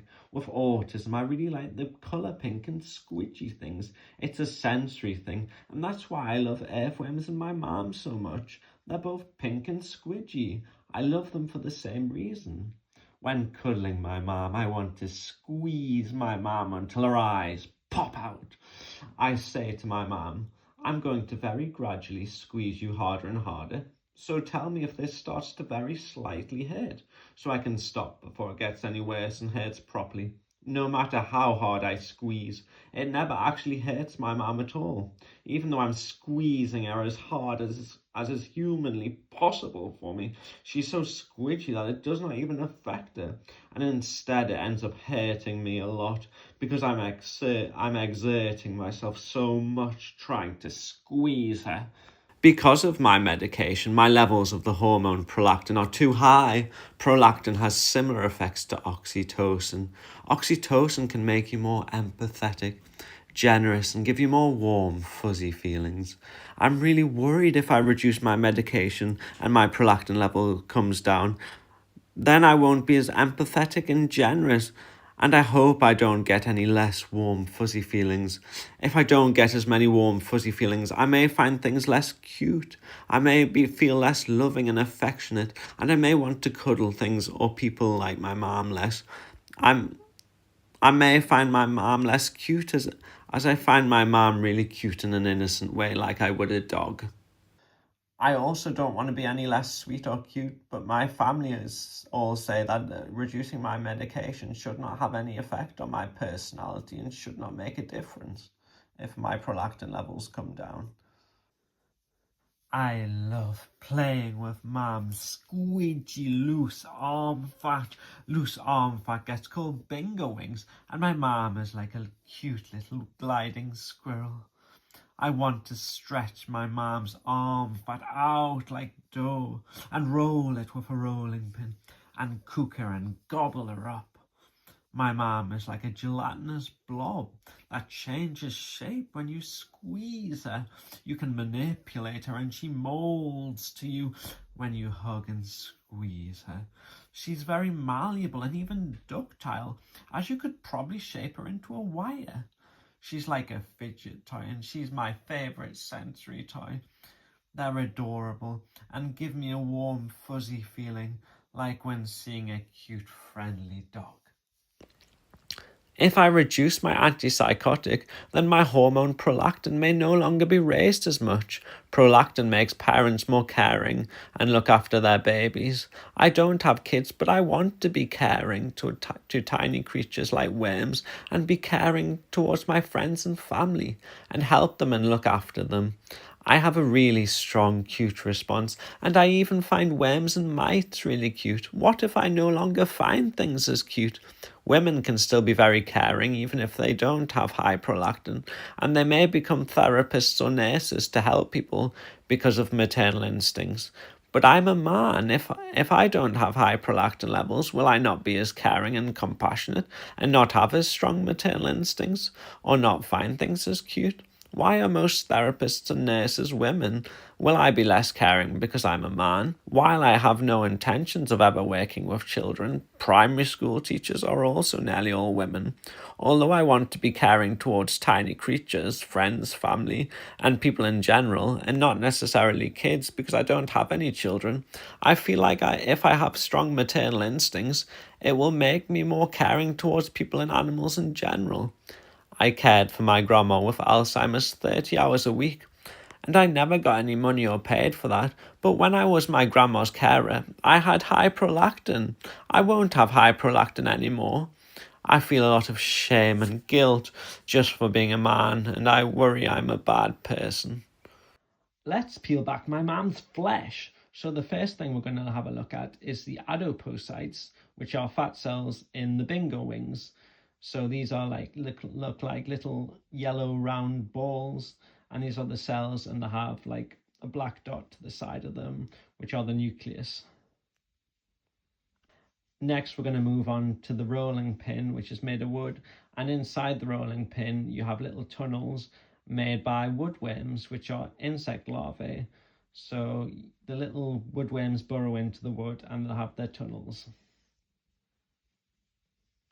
My mom has the skin condition rosacea, which makes her face red and pink. And inside my mom's cheeks, we have the blood vessels and we have the dark purple round things, which are immune cells, I think, associated with rosacea and inflammation. Next, in the head, we have the pituitary gland, and the pituitary gland releases prolactin. And so I'm worried about how having less prolactin will affect me. Will it make me less caring? And the pituitary gland has two main lobes, so it just looks like it has two lobes in the drawing. And now we move on to the torso. So Mum is even more pink and squidgy on the inside with rounder parts like cells and alveoli. So in the torso, we have lungs which are squishy and full of air, and we have alveoli and lungs which are like clusters of round balls. And round things are cute, and I like the shape of round things like my mom's head. And my mom's head is really round and pink and squidgy. It's like a round ping pong ball. Here's me simultaneously trying to get a piggyback off my mum and trying to bounce on her belly with my hairy feet, even though I'm 26 years old. My mum's stomach looks all curled up and cute as if it was a big squidgy embryo. Even though my mum is not pregnant, my mum has squidgy visceral fat around her organs. I'd like to bounce up and down on my mum's wibbly wobbly jelly belly. Autism can affect your senses, and so a lot of my interests are to do with sensory things, like the look and feel of things. For example, I love the colours pink and red, and I love the feel of squidgy and fluffy things. I like cute things, the shape of round things. I love smaller, tiny things. I like weird things. On the topic of rocks, I especially like round pebbles. And when I did a 2.5 hour long video about rocks being conscious and the neurology of rocks, a very large portion of that was my theory as to why rocks are round. I have a special interest in earthworms and my mum because they're both pink and squidgy. My mum's head is also very round and cute. I'm especially interested in mites because they are red, round and tiny. I am especially interested in amoebas because they are squidgy and tiny. My mum also has fluffy clothes. I am interested in fluffy plants and animals. It is odd because smaller tiny things are cute. Round things with soft edges are cute. Squidgy and fluffy things are cute. And I like the connotations of pink, like it being a caring colour. But pink is also associated with youthful qualities or cuteness. It is weird that sensory things I like are also qualities that make something cute. Because the hormone prolactin gears you up for looking after babies, I really hope that when I reduce my prolactin, that I will still like cute things just as much. As well as sensory things, there are other factors that determine what I'm interested in, like whether I have an emotional connection to the interest. For example, before I was that interested in earthworms and mites, I already had OCD compulsions around rescuing worms and making sure I did not actually accidentally squish or harm mites. OCD can give you more empathy and an emotional connection to things like earthworms and mites, which may lead to a special interest in them. Emotional connections in general can lead me to becoming very interested in things or people. For example, I had a special interest in my mom, who I'm very close to.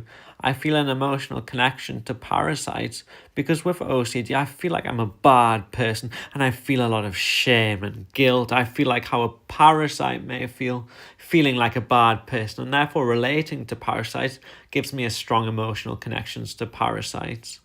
This combines with my interest in worms, leading to me being very interested in parasitic worms in particular. OCD leads to or amplifies my special interest. Maybe I like vulnerable things because they make me want to care for them or protect them. If I reduce my medication, my hormone prolactin also reduces. Will I be interested in different things and not want to care for things and be less drawn to vulnerable animals like mites or worms? Will my interests change? Maybe I find my mom and earthworms so cute because they're so vulnerable, pink and squidgy. Me and my mom both care a lot for each other. Prolactin may make you form emotional connections to things and make you feel more connected. I'm very worried that if my prolactin reduces, then I won't form as strong emotional connections to people like friends and family or animals in general anymore. If I don't find things as cute anymore as well, like earthworms or my mom, then I might form even less strong emotional connections to things. Women might form strong emotional connections to other people, even if they don't have high prolactin. But if I don't have high prolactin, then I might be less connected to people because I'm a man. Part 2. Here's why in a parallel universe I harvested my mom's organs. Quick disclaimer, this is in a parallel universe and never happened in real life, nor will it ever happen in the future. Here's the delusional belief that I had in a parallel universe. I've reduced my antipsychotic so my prolactin should come down, but I feel even loving than ever. They say without my antipsychotic that I've gone into bipolar mania and psychosis, and that is a bad thing, but I don't want this to end. Life finally feels good and worth living, but none of this even matters because nothing is real. Everything in the universe died eons ago. A dark, eternal void of nothingness consumed us all at the very end of time, but the eternal void of nothingness went on for so inconceivably long that in an eternity, even the most inconceivable, improbable things have time to happen. The probability of a brain spontaneously forming into existence is incredibly low, but given an inconceivably long amount of time, it could happen. There was nothing, and then my mom's brain spontaneously formed into existence. My mom's brain was simple enough that it was more likely to form, and was one of the first brains to form at the end of time. My mom's Boltzmann brain hallucinates reality. Reality does not really exist. I am not real. I can do what I want. Mom's brain contains memories, but these memories appeared spontaneously along with her Boltzmann brain. They never happened. All my mom's memories never happened. Boltzmann brains that appear at the end of time blink out of existence as soon as they form. Any pain that my mom's brain contains and feels only lasts a split second, and their brain blinks out of existence as soon as it forms, before their brain can even process the pain. People are saying I'm having delusions, that my mom can feel pain, but I know I'm right, and nothing you can ever say will change my mind. I harvested my mom's organs. My mom didn't seem too pleased when I harvested her organs, but I think it's fine. It's like when you tickle someone and they tell you to stop, but they're laughing and having a fun time. I love her pink switchy organs, but she keeps all her internal organs to herself. It's not fair. I hate her. Sharing is caring. I need to share the love with everyone and release her organs. When experiencing just mania, not depression at the same time, OCD goes away. I'm not obsessed with morality anymore, and with mania, I have no inhibition. I'm so impulsive that I do anything without even thinking about the consequences. Everything just feels like a bit of a laugh. Life's a joke. Life's great. Nothing bad ever happens. I thought, what's the problem harvesting my mom's organs? I'm just having a bit of fun. I want to give my mom's pink squidgy organs a big hug, and now I can. Isn't life just so magical? With mania, you can feel very loving, but the opposite of love is not hate, it's apathy. Love and hate are very similar, and it's easy to swing between those emotions. That's why when you see something cute, you can feel loving, but then your emotions flip and you can just want to squeeze the life out of them and bite them and gobble them up. They're all after me, they're all trying to take me away, but I'm fine, I feel better than ever. I fled to the woods with my mom's body. I carved faces into her organs that I harvested. Mom's organs are all conscious and now have lovely smiling faces. Me and my mom's organs all hold hand in a circle and sing, "Come by our my lord." I surgically stitched bits onto the organs, so now they have little cute arms and legs. I love our organs' cute round shapes with nice soft edges. The glow of the campfire keeps us all warm under the night sky, speckled with stars. It was so magical, and the trees were so beautiful. I want to hug the trees and swing from them all, but I was too busy cuddling my mom's pink squidgy organs. My mom's face is really squidgy and bright pink because of the hair condition rosacea, and I thought it would be fun to wear my mom's face as a mask. When I do that, it makes me feel connected to my mom, and when the government are after me, it'll be a disguise, and they'll never know it's me. But maybe I should get rid of the body in the woods. Nothing's real. I can do whatever I want. My mom's just so pink and squidgy in general. That's why I love her so much. In mania, I have so many ideas that I can't spend that much time drawing them all because then I'll have lots more ideas before I finish drawing. So my drawings are much simpler during mania,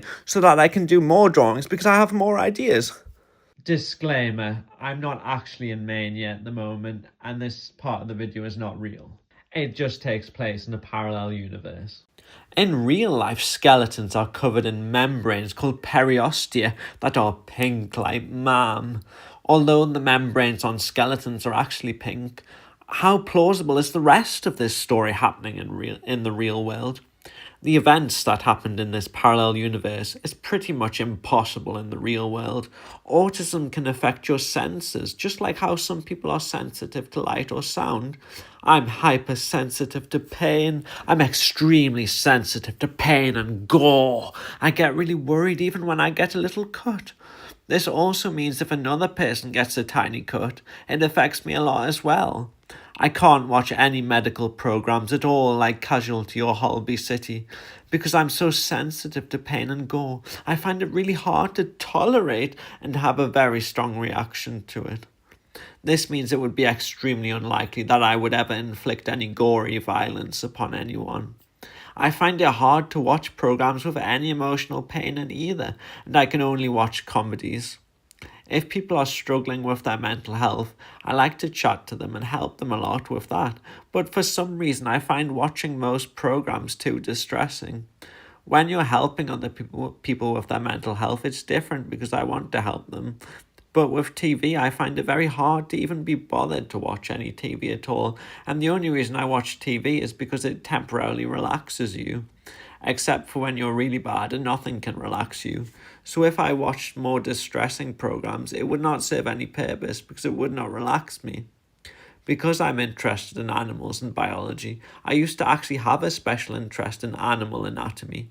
I used to like comparing different groups of vertebrates to each other, like reptiles, amphibians, fish, and how they differ from birds and mammals, and how their anatomy has evolved and changed over time.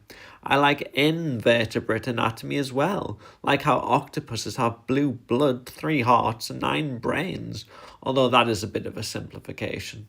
When I was really interested in animal anatomy, I never actually looked at any photographs of animal anatomy and found photographs quite hard to look at, but I really liked simpler cartoony diagrams of all animals' complex anatomy. When I was manic, though, I wrote this. I drew a sack of fat that's like an amoeba. Fat beneath the skin is actually a happy, vibrant, glowing amber colour. It's like a tropical sunset or a juicy mango you could sink your teeth into mixed with the waxy look of a giant lump of earwax. Mania can amplify your senses, and when this combines with autism, you love sensory things so much. With mania, you can buy more things and spend more, and during mania, I was just buying loads of cuddly toys and sensory toys. I had previously never even bought any plushies or sensory toys in like 15 years. When I've been manic or psychotic, I've never ever physically harmed anyone. I always take my medication and I have not been psychotic in over 8 years since taking my medication. When I was psychotic, I was never physically violent towards a person, even though some people who are really nice can be violent during mania and psychosis because they're so ill. I recently was manic and depressed simultaneously and all at once for 8 months, for 8 whole months. This is called a mixed episode. Mixed episodes can make you feel extreme anger, irritability, anxiety, and aggression. That, for a number of reasons, is very different and more extreme to regular anger and a lot harder to control. I felt like that, but I did not even shout at anyone once during those 8 months, and I did not take my emotions out on anyone or act in any aggressive way to anyone else. Those extreme emotions need somewhere to go, and so I was really horrible to myself, and all my anger was turned inwards on myself. I did not want to negatively affect anyone else, but I was so extremely nasty to myself that I can't even elaborate at all in case it triggers anyone. Although the events of this story are highly improbable in the real world, I am curious whether I have strong cute aggression, and that this story shows that. Cute aggression is where you see something so cute you want to squeeze it and bite it, but people with cute aggression would never actually do that, and quite a high percentage of people get cute aggression. Wanting to harvest my mom's organs is maybe quite an extreme version of this, and maybe combines with OCD intrusive thoughts. I think feeling loving and affectionate towards my mom is amplified by my autistic special interest in her, and this combines with the sensory joy of her being pink and squidgy and hugging her. This also combines with finding her really cute, like in an innocent way, like her having a round head and chubby cheeks and a cute personality like a lovely dog, and having a warm fuzzy feeling towards her. This all means that I might get an even stronger, more extreme cute regression response towards her, like wanting to harvest her organs, even though a large proportion of people have cute aggression, and it's not something anyone ever acts on. OCD intrusive thoughts may maybe make it a bit worse, though, or make you more focused on it. All these things are what this video has been expressing about me. If me harvesting my mom's organs would never happen in real life, why did it happen in a parallel universe? Well, because of my autism in the real world, I am very sensitive to pain and therefore gore. Because of autism, some other people with autism are actually the opposite, where they are undersensitive to pain and not even notice when they've hurt themselves. In the parallel universe, maybe the version of me still has autism, but is undersensitive to pain because of their autism, instead of being oversensitive to it, which means they are undersensitive to gore as well, instead of being oversensitive to it. The parallel version of me could also be undersensitive to other people's pain and gore. That may have contributed to the parallel version of me harvesting my mom's organs. Part 3. I have to include my pet rock in all my videos. In my original first ever pet rocks video, I thought about making the rock part of my pet rocks just an outer shell and having a pink, soft, squidgy creature inside, a bit like snails inside their shells or clams inside their shells. My pet rock still has the same distinctive shaped head underneath. Maybe my pet rock is a mollusk, which is a group that contains snails and clams. At the time, I wasn't diagnosed with autism yet, and I did not realise I liked pink things or squidgy things. I also never included this idea in the Pet Rocks videos, because I thought if I made the video too much related to biology and not geology, people might not like it, or it might be too specialised if I talk about both. Although I was not aware of liking pink or squidgy things, when I was a young child, I saw on SpongeBob that Mr. Krabs took off their shell-like exoskeleton, like when some animals molt their hard outer skin. Underneath Mr. Krabs was all pink and squidgy. I've never really watched SpongeBob since I was a child, but Mr. Krabs being all pink and squidgy made quite a big lasting imprint in my memory. So I must have liked pink and squidgy things from a very young age. My pet rock is all veiny and like flesh. A couple years after I had the idea about a pink squidgy creature inside my pet rock, I ended up adapting that idea and saying a pink squidgy squid lived inside my pet rock, as if the rock was like an outer shell. Some squids have fins in real life, and in the story, the squid had a fin in the shape of the rock's head. When I made the video about the pink squidgy squid, I probably still was not really aware that I liked pink and squidgy things so much, or that it was an autism sensory thing. In the new drawing, my pet rock is a mollusk, and some mollusks can have blue blood, but other mollusks can also have red blood, which is why the creature inside is pink. When I was 18, I was very interested in amphibians and prehistoric amphibians. Frogs and salamanders are a type of amphibian. I really liked the texture and look of amphibian skin, but then a few months later, I became interested in animals like octopuses, and liked that octopuses had no bones and were squidgy and flexible all the way through, whereas amphibians have bones, and I preferred that about octopuses. With cute aggression, people have no desire to harm anything. Around half of all people experience cute aggression. Cute aggression is caused by feeling overwhelmed by extreme positive emotions like love and affection. People feel cute aggression towards things like cute animals because they're just so cute, or towards babies. Like I said though, around half of everyone everyone feels cute aggression.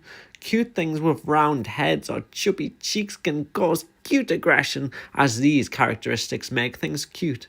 My mom has a very round head with chubby cheeks. I thought about including in the fictional story that I scraped the pink membrane called a periosteum off my mom's bones with my teeth and cracked the bones open and ate all the squidgy fat inside the bones that is called bone marrow.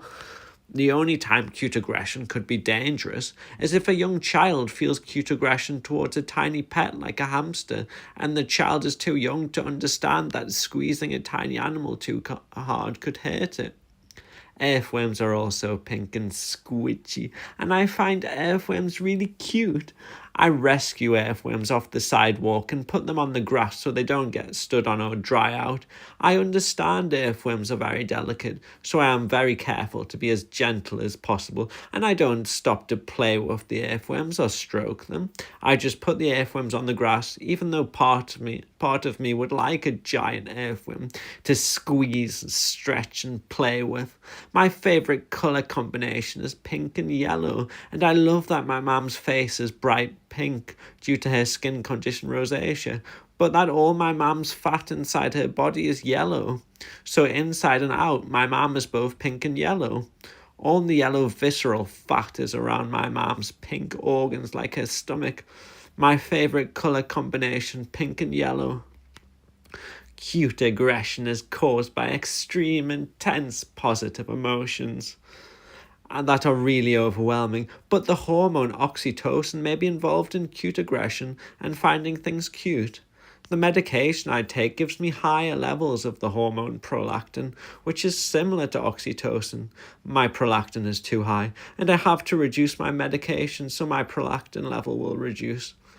If I have less prolactin, will that mean I won't have as much cute aggression? If I feel cute aggression when my prolactin is raised, does that mean I feel really intense positive emotions like love, affection and tenderness? This may lead to things like emotional bonding and emotional connections. Me having cute aggression is a good measure because it means these feelings are intense. If my prolactin reduces and I no longer get as strong cute aggression, it would mean that I would no longer feel these feelings as intensely, and that having less prolactin will change me and my personality. I worry that if my prolactin reduces, I'll no longer want to harvest my mom's organs, but I also worry that I'm no longer as cute as when I was an embryo. Here's me when I was a pink and squidgy embryo in my mom's tummy. I can't remember ever not having a fringe and glasses. I'm aging, and I'm maybe no longer as cute as I once was. I'm losing my hair, and my receding hairline will make me look a lot older. This causes me a lot of distress. I love my mum very much, but I worry if she wasn't so cute in the innocent way a dog is cute, then I would not love her as much. If she wasn't as cute, would I not get as many warm, fuzzy, loving feelings towards her? If she wasn't as cute, would I not want to give her so many cuddles? People form emotional connections and bond with cute things more. It's important that I'm cute in the same way dogs are cute. Everyone wants a cute dog. If your dog did not look cute in any way, you probably would not even want to look after them and may even just find it a chore and feel anger and resentment towards a dog instead of love. You'd probably think, what's the point of looking after the dog? It's just like a job you don't get paid for on top of the job that's already stressful enough. And you just want some free time without having to be dealing with the dog. I worry if I'm not cute in the same way a dog is cute, that this will change people's perception of me and they may see me differently. They may like me less and I may not be able to form as strong emotional connections with other people. People say I have a very sweet personality, but in 30 years, I won't seem sweet and people won't like that I'm sweet anymore. If I'm still sweet in 30 years' time, at best I'll look really weird and not sweet, and people won't like that, and at worst I'll look like some creep. I am now going bald, and this comes back to what I associate with gender. You may associate qualities such as being dominant or an alpha male with being bald, or very manly, hardened person, or tough. I'd like to express my feminine, sweet and sensitive, soft side, but people may see me very differently or more masculine if I'm bald or have a shaved head. I currently look quite young for my age and I look quite cute. I would associate more negative qualities with masculinity like harm, aggression, creepiness, or making people feel uncomfortable. Lots of problematic behaviours, even if they're not necessarily against the law. I'd associate being less caring or compassionate, less empathetic or less emotional intelligence or less sensitive to people's feelings. I'd like to look more feminine, as I don't really like the way men look. I worry a receding hairline or being bald on top of my head will make me look like a creep, even though multiple female therapists say I'm not creepy at all, and multiple female therapists have all genuinely said I'm the safest person to be around, even after I was telling them that I irrationally worry about making them, the therapist, creeped out or uncomfortable. But a lot of people go bald because they have too high testosterone. If you have higher testosterone, you're more likely to commit violent or inappropriate crimes. Does that mean losing your hair or having a receding hairline does make you more likely to commit violent and inappropriate crimes because you may have higher testosterone? So that it's not just a hairstyle, there's evidence behind it? Is it fact?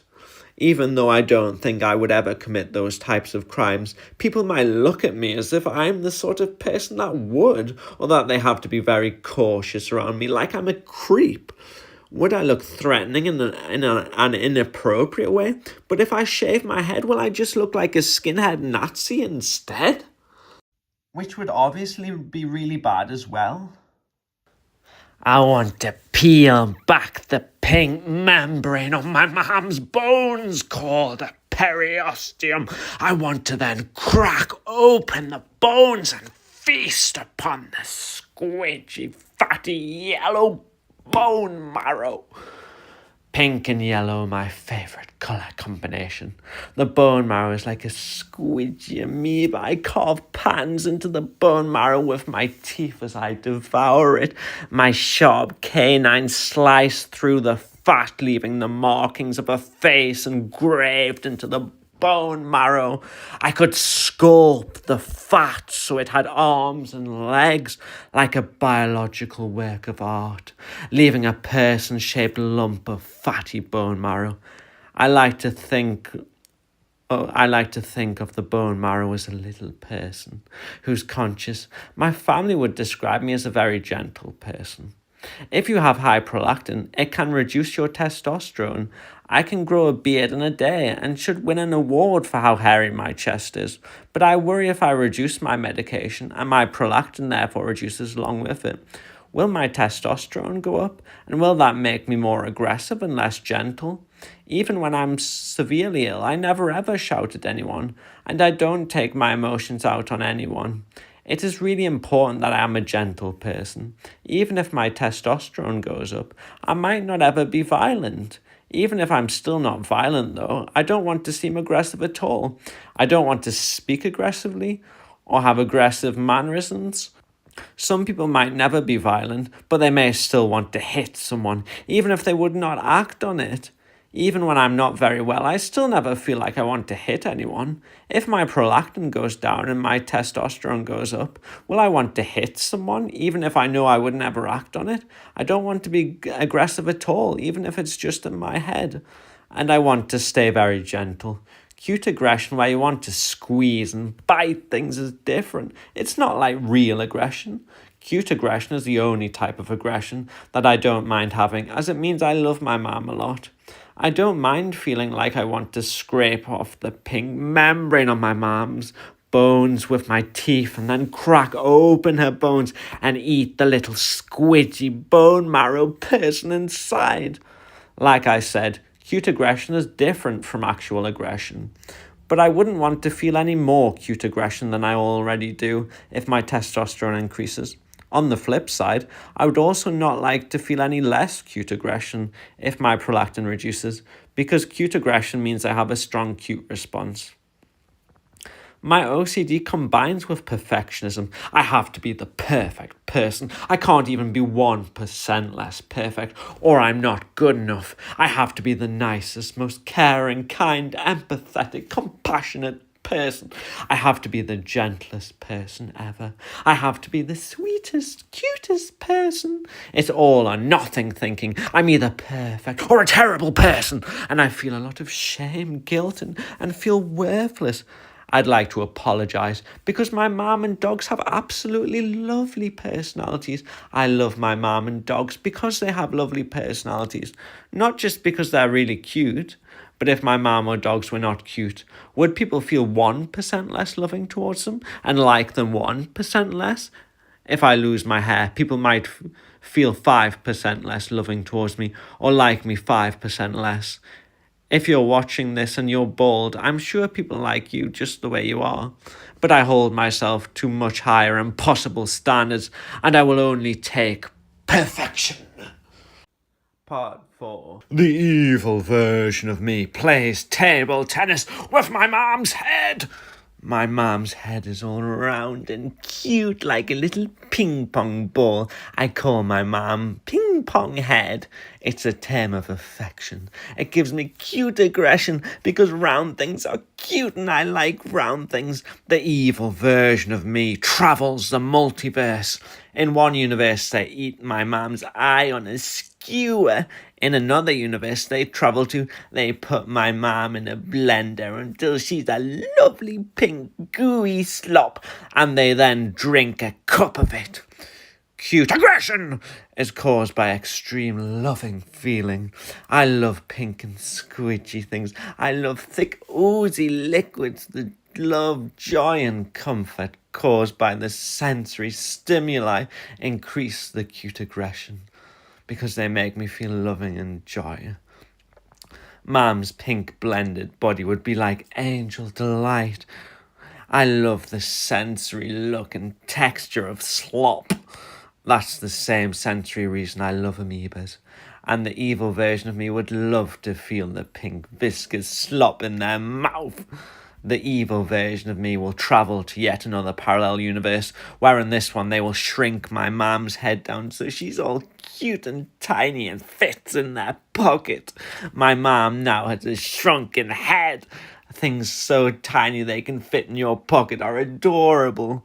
Because with autism I have an autistic special interest in my mom, it amplifies loving feelings and adds to the cute aggression even more. Cute aggression motivated the parallel version of me to do this to my mom. When the evil version of me travelled to one parallel universe, they got temporarily stranded in that universe. They stitched my mom's face on, assumed my mom's identity, and fled the country wearing mom's face as a disguise.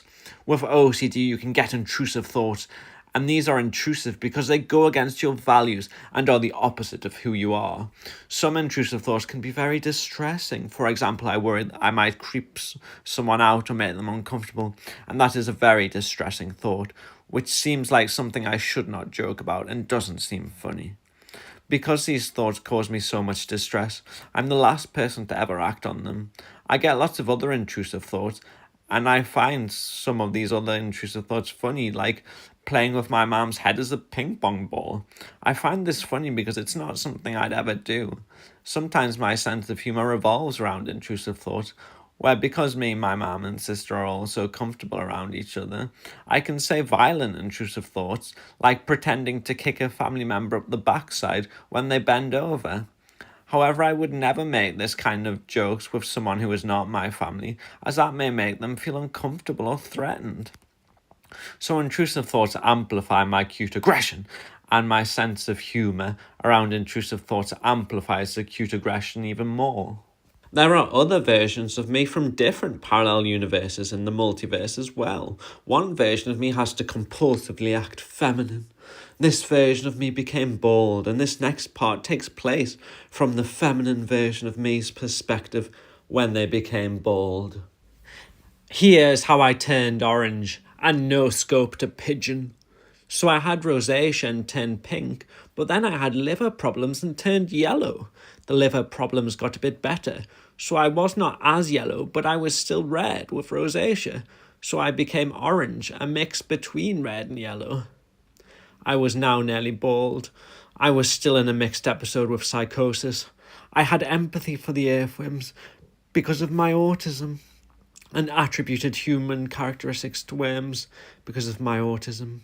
OCD made me feel hyper-responsible for worms and hyper-moral towards them. Mentalizing is the ability to attribute thoughts, feelings, and intentions to other people. With mania and psychosis, you can hypermentalize, and when this mixes with autism and OCD, you can attribute thoughts, feelings, and intentions to worms even more than usual. You can also feel more connected during mania, and this means there is no boundary between worms and yourself. You feel more effective empathy during mania, which means you actually feel worms' feelings more, even though you may not cognitively understand what they're feeling as well. OCD meant all my thoughts were towards earthworms. I was so overwhelmed with my own emotions in a mixed episode that I could not bear to see an earthworm in distress or pain on top of my own feelings. Then I saw a pigeon. By this point I had acquired a BB gun. Apparently a pigeon will occasionally eat an earthworm. The pigeon was looking at the earthworm. I grabbed the BB gun.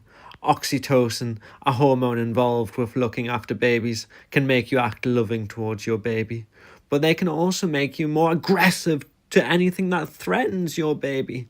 I have high prolactin, which is associated with having a baby. Earthworms are like my babies.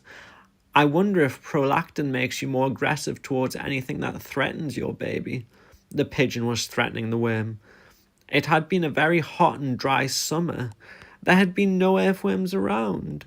Earthworms were dying, while pigeons are so abundant. They're everywhere. I had been watching a documentary where a person shot grey squirrels, so the grey squirrels did not harm endangered red squirrels. There are 30 species of earthworms in the UK. I thought with the weather, a species of earthworm might die out. Pigeons as a species will be fine if one is hurt. I held the BB gun in my hands. I shot at the pigeon through my window before it had the chance to eat the worm. I did not use the scope on my BB gun, so technically I no-scoped a bird to save a worm. The pigeon flew off. It would have momentarily hurt the pigeon, but the bird was fine, and so was the worm. Maybe oxytocin and prolactin make you more empathetic towards your in-group, which is worms, and less empathetic towards your out-group, which is pigeons. With mania and hypermentalizing, there was no boundary between me and the worm. It was like I myself was being attacked. I was already so overwhelmed that I had snapped. With a mixed episode, you can feel extreme agitation and irritability and anger. With mania, you can be impulsive and not think about consequences. I was so impulsive that it was hard to use stop skills. The worm would have died. I did not have time to think about what I was doing. I was just so angry. The psychosis meant that I had less insight into my OCD, and the OCD became more delusional. Mentalizing includes self-reflection and inferences and ideas about yourself and others. With psychosis and mania, I was hypermentalizing. I came up with so many inferences and ideas about myself and others that I could not keep up with them or weight the ideas according to how accurate or reasonable they were. I had no insight, and shooting the pigeons to save an earthworm seemed reasonable. With psychosis, you can be very impressionable and think you're people off TV or imitate things off TV. I thought I was the person in the documentary shooting grey squirrels to save red squirrels. Also with psychosis and OCD, voices in your head can tell you to engage in OCD compulsions like saving worms. The voices told me to shoot the pigeon. However, when psychosis goes away, you still have OCD compulsions around saving worms. You just no longer have voices. With mania and psychosis, the earthworm's negative feelings felt more emotionally real to me. Their feelings seemed more human-like with autism. With hypermentalizing, I came up with so many inferences about how the worm was feeling that I could not accurately evaluate the inferences. The worm felt like a real human, and I could not reality test this feeling. There may be lots of parallel universe versions of my mum, but there are also lots of parallel universe versions of me. In real life, I ordered a preserved tapeworm in a jar. I actually did this, and they were going to send me the tapeworm. The tapeworm may have been really long, as tapeworms can grow to like 10 meters, but it was just folded up so it could fit in a jar. After I'd already ordered the tapeworm, I got an email to say that there was a problem with my order and that they could not deliver the tapeworm. This actually happened, and in real life, I never received the tapeworm I'd ordered. What if in a parallel universe I had received a preserved tapeworm in a jar? What if its eggs infected me? The parallel version of me infected with a tapeworm wrote a journal about how having a tapeworm affected them. They loved worms, even parasitic worms. They had reduced their medication so that their levels of the hormone prolactin reduced. They thought if they harmed the tapeworm, then that would mean they had become less caring. When they reduced their medication, they did not even want to become 1% less caring if they had less prolactin. It caused them so much distress that they would not even kill the parasitic worm, because that would mean their OCD worries were true. The original tapeworm in the jar was called Taylor the First, but all the other tapeworms also became known as Taylor the Tapeworm. The tapeworms also spread to my mum. I think worms are cute. A family of tapeworms live up Mum's backside, and they're like a cute little Sylvanian family. Mum's Teddy wears a pink and white striped outfit and is called Pink Teddy. One of the tapeworms wears a pink and white striped outfit and is called Pink Tapeworm. So we have Taylor the Tapeworm, Pink Tapeworm, the children with a sailor's outfit, a bow, some hair sticking up in a lollipop. We'll have Pink Thing, which is Mom, and we'll have Pink Teddy. And Mom says, I'm happy as long as my parasites are happy. The evil version of me came to the universe where me and my mom have tapeworms. The good version of me with tapeworms was ill with the tapeworms, but they muscled up enough energy and courage to talk. They exclaimed to the evil version of me, I have grown to love my tapeworm, hopefully just in an innocent way. But Taylor the Third is like a person to me. They're like a tapeworm bundled up into the shape of a person. I'm worried about being attracted to my tapeworm or making the tapeworm feel creeped out or uncomfortable, but worrying about these things just made me more empathetic, caring, and attuned to Taylor the tapeworm and their needs. I never felt like I wanted to harm my tapeworm, even if I think worms are cute and feel loving towards them. Sometimes trauma and abuse can make you more empathetic, caring and attuned to other people. Having a special interest in my specific tapeworm and having OCD around them intensified these trauma-related traits in me. These traits caused by trauma can come out and or contribute to compulsive caretaking of worms. Maybe it's hypervigilance, maybe it's people-pleasing, maybe it's just being very agreeable. Maybe you put others' needs first to the point where you just abandon yourself. This could all be partly a trauma response, but abuse and trauma can make other people less kind and empathetic. It can make some people internalize a lot of negative and toxic traits they were exposed to in childhood and repeat them all, or repeat patterns of abuse. I, the version of David infected with parasites, became more empathetic, but I understand, given my past, that I could have just as easily gone in the opposite direction.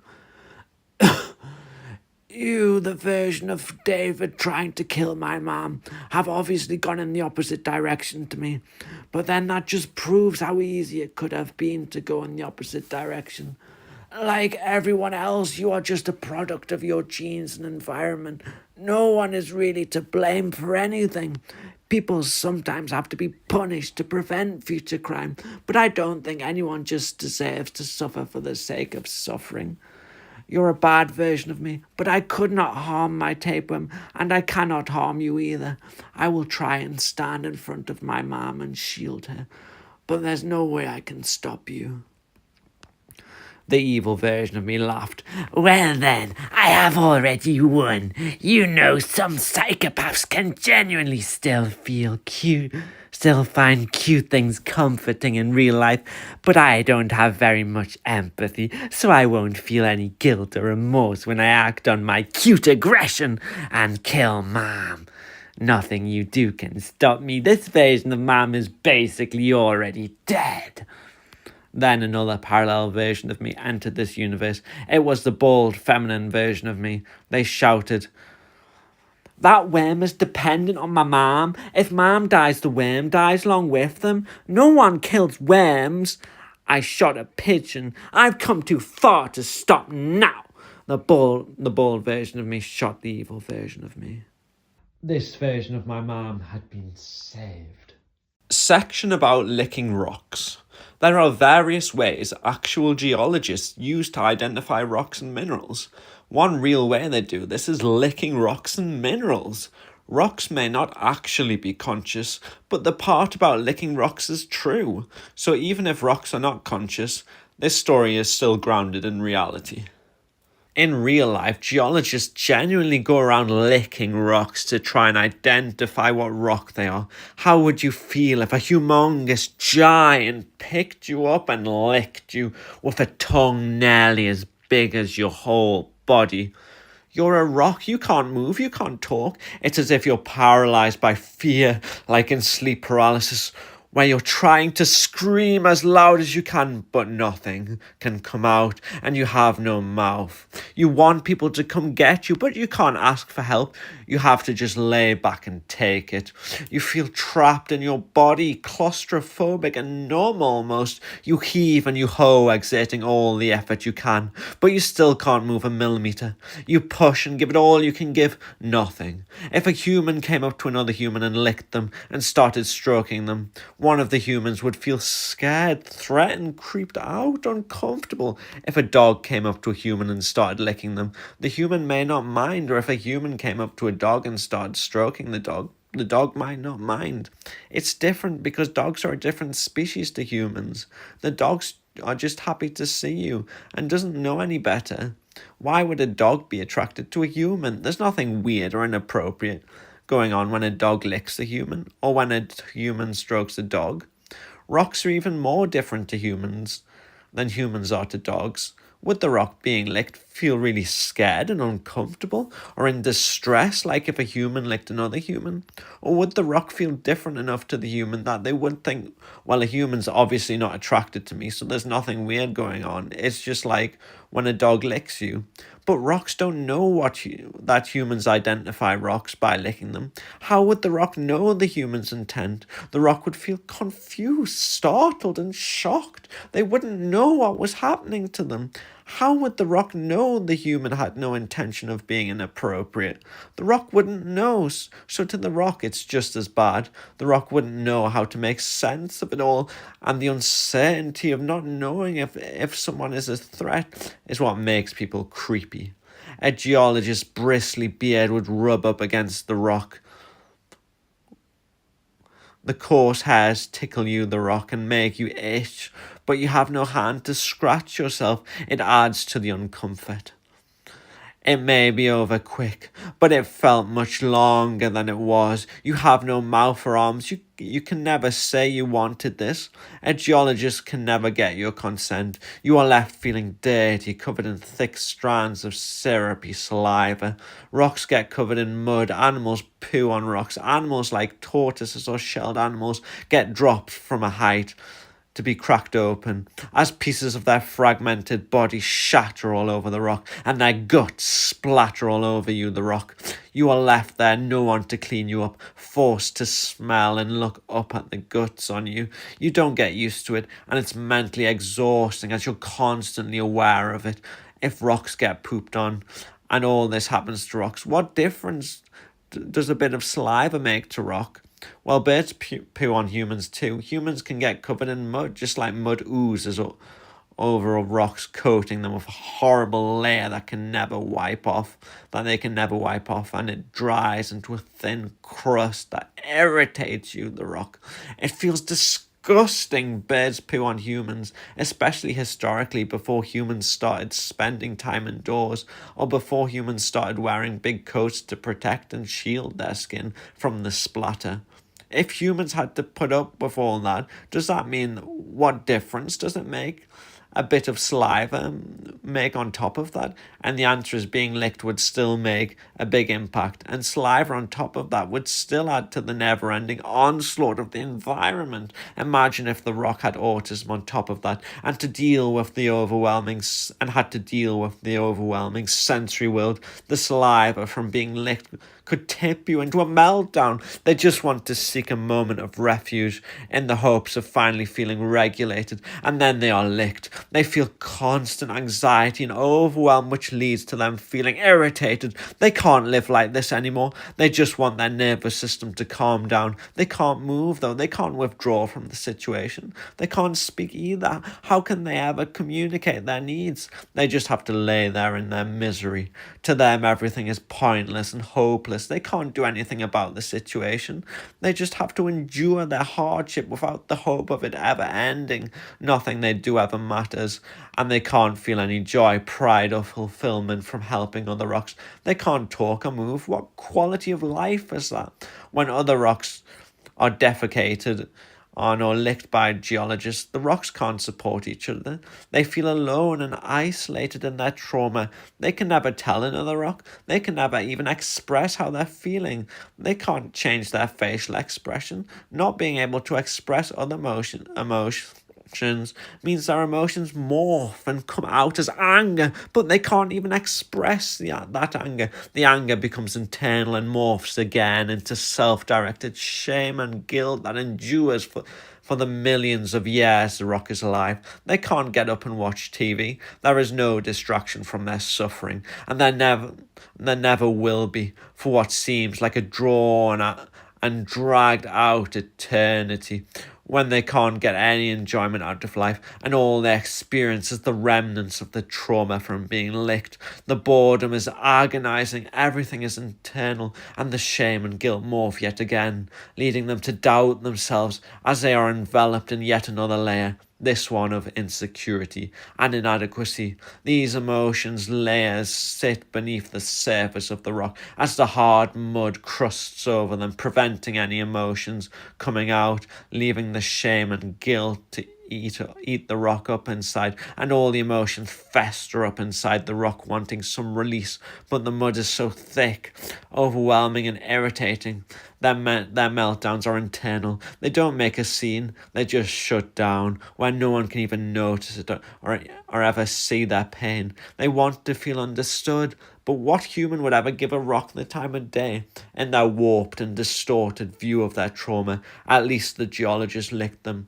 Is that the only way to express affection, the rock thought? Being licked by a geologist was a horrible experience, but their mind was so messed up that the rock thought that was the only experience of connection they'd ever get. Everything was near silent for millions of years, and the silence alone with their thoughts metaphorically killed them. They couldn't keep busy, they couldn't go on no longer, but part of being a rock meant they had no choice, and their being a rock revolved around going on longer and longer and longer and longer and longer. It never ends. The next part is the geology lecture about licking rocks and minerals. The geology information in this next part is all real, so this next part is non-fiction. So the next part is not about rocks being conscious. However, I put the fictional story part before this next part because it would be interesting to imagine what rocks would think and feel. So here's the next part that is now real geology, and you may recognize some of the rocks in my other videos in this next part, like the rock salt and their copper sidekick. I've never been to university, so I'm not really a lecturer though. Warning, drugs.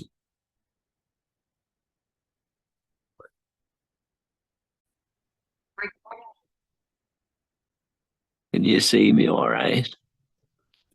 Hello there. Welcome to today's lecture. So I'll just share my screen. So it's called, okay, so today's lecture is called Licking Rocks Harm Reduction. So we're going to go over some of the key things to look at when you're licking rocks. So you may have, I'll just give credit to, there's a channel called Skibby the Fossil Freak, giant link in the description, who licks lots of rocks. Well, it looks like he does anyway. So yeah, that's someone you might want to check out if you're interested in this. But first I'll say I'd maybe just avoid licking rocks. In general, if you just find them out in the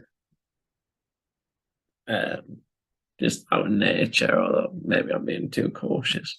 So anyway, I'm going to show you some rocks or minerals or whatever, and talk about licking them. So yeah, so here we have, I think, a halite. So these taste salty. You can lick them. I'm not sure I'm going to lick this just because it's been different places in my room and stuff like that. Yeah, but I'm sure I've licked it in the past and it's tasted salty. Now I did put it in someone's mouth. They were lying asleep and they had their mouth open and like that. So I put it in the mouth, and I don't know if they woke up or something like that. It was when I was younger. I probably got a shock that it was salty. So that happens. That's highlights. I think this is. If they had bit down on the halite, though, they may have hurt their teeth or something like that. So I can't say I'd advise it. Next, I'm going to show you what you shouldn't lick, because I've got some lead sulfide. So this is galena. Yeah, lead sulfide.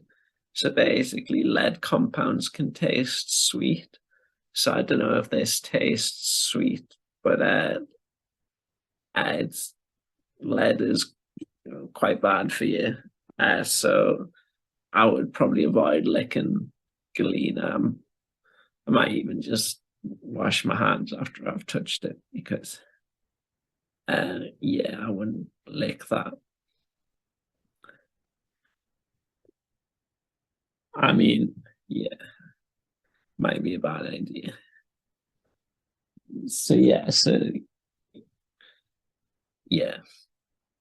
so anyway, that's quite dangerous. That is potentially quite dangerous to lick. But now we're going to look, because sometimes rocks can look like quite appetizing. So I'm going to show you another appetizing rock.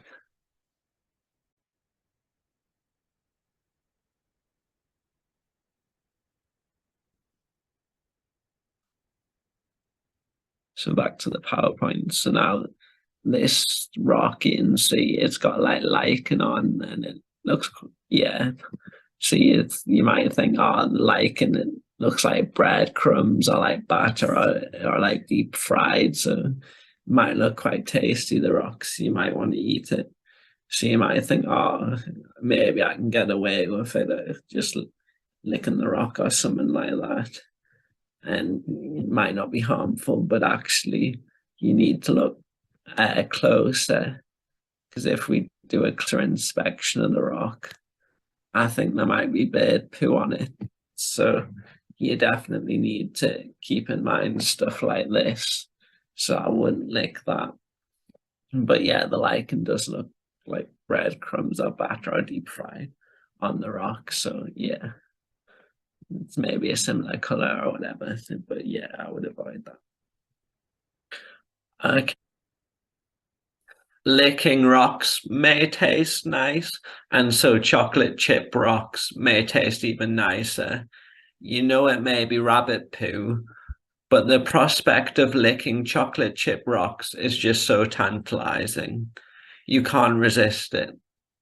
You might even try and justify it. You may say herbivore poo is safer than carnivore poo. You may even say, well, even if it is rabbit's poo, you won't know that you don't like it until you've tried it. You need to calm down, get a hold of yourself, and think rationally. Breathe in, breathe out. Count to 10 and try to relax. Think, how often do you see chocolate chips on rocks? You don't, so just try to remember that and try and realize that it's just rabbit's poo. So in summary, don't eat poo or toxic materials like lead. Okay, thanks for watching. I hope this has been helpful. Thanks. I hope you enjoyed. Thanks. Bye. The next thing you can do is pray that the rock or mineral is not toxic. So, the crystal there. So, yep. I pray that this crystal will not kill me. So I'll let you know in the morning if I'm dead or not.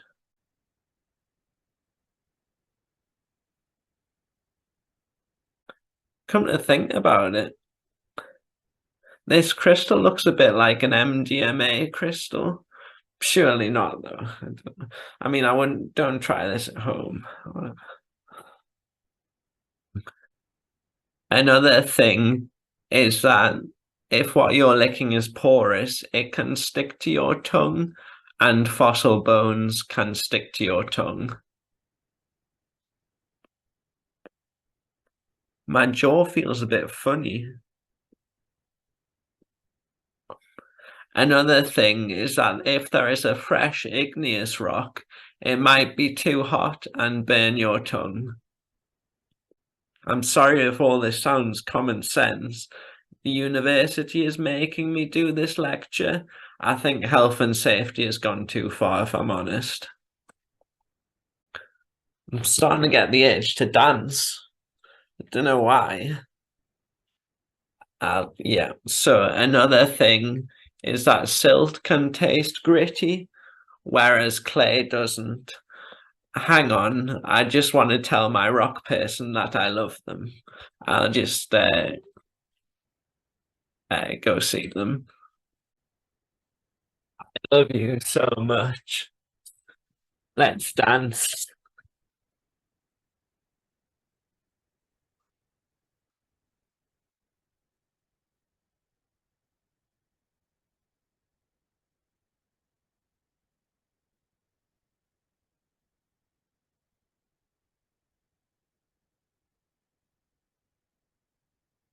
I want to give them lots of hugs.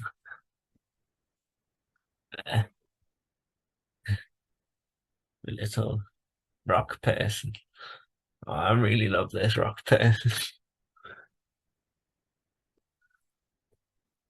I'm starting to think that crystal I licked was actually MDMA. I'm sort of like dancing, I'm like on the ceiling and stuff.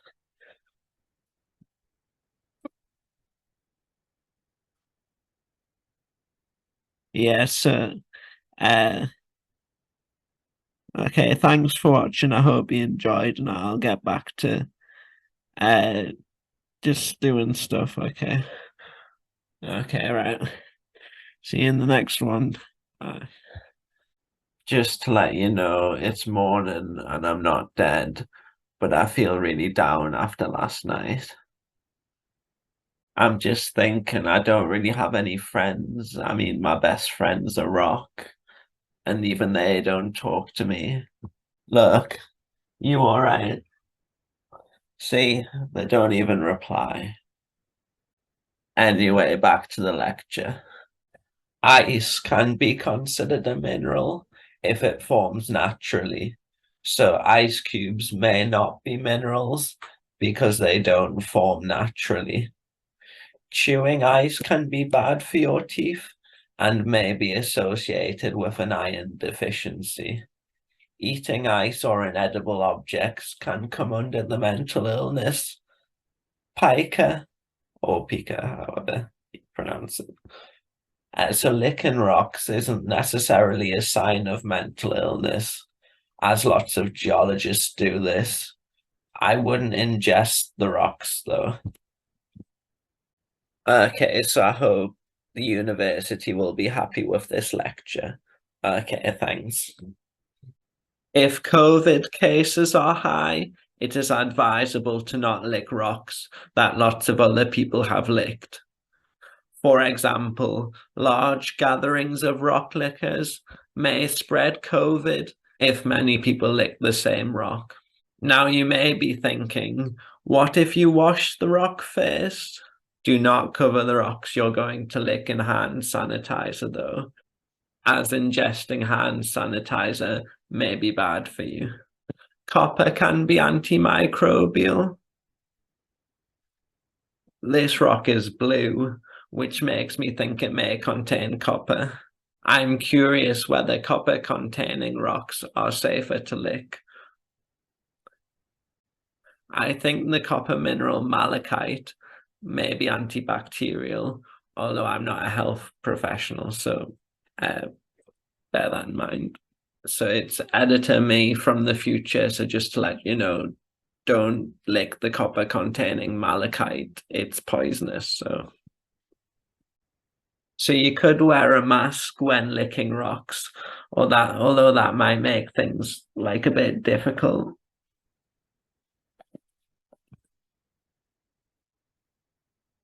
I don't want to give you anything, so I might just keep the mask on so that you don't catch COVID through the screen. Sorry, the university is very strict in risk assessments and assuring nothing bad happens. So, tasting amber and copal. So this is just to test if it's amber and copal. So you can wash the amber or copal in soapy water and rinse. You can lick it, and if it's tasteless, it indicates that it's amber or copal. But if there's a chemical taste, it indicates it might be like plastic or synthetic. I'll lick the amber. Come to think about it, this looks a bit like cannabis resin. Hopefully not, surely not. So again, lots of geologists lick rocks and they're not all mentally ill, although saying that they like rocks, so maybe they are all mentally ill. I'm starting to feel a bit lethargic. I don't know if I'd be bothered to finish the lecture. Hopefully what I licked was amber and not cannabis resin. Okay, thanks. This lecture isn't really going to plan, so yeah, I don't know what the university is going to think of it. Hopefully I'll still be happy with it. Yeah. Thanks. I'm starting to feel a bit better now, so I'll continue the lecture. So it's funny how some minerals you can actually eat, like grains of salt. It's interesting because salt isn't carbon-based like some other foods. I'm not sure whether it's safe to snort salt.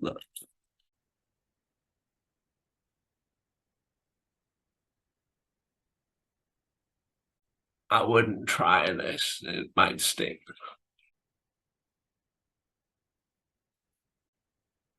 Hold on a minute, this looks like something else. Animals.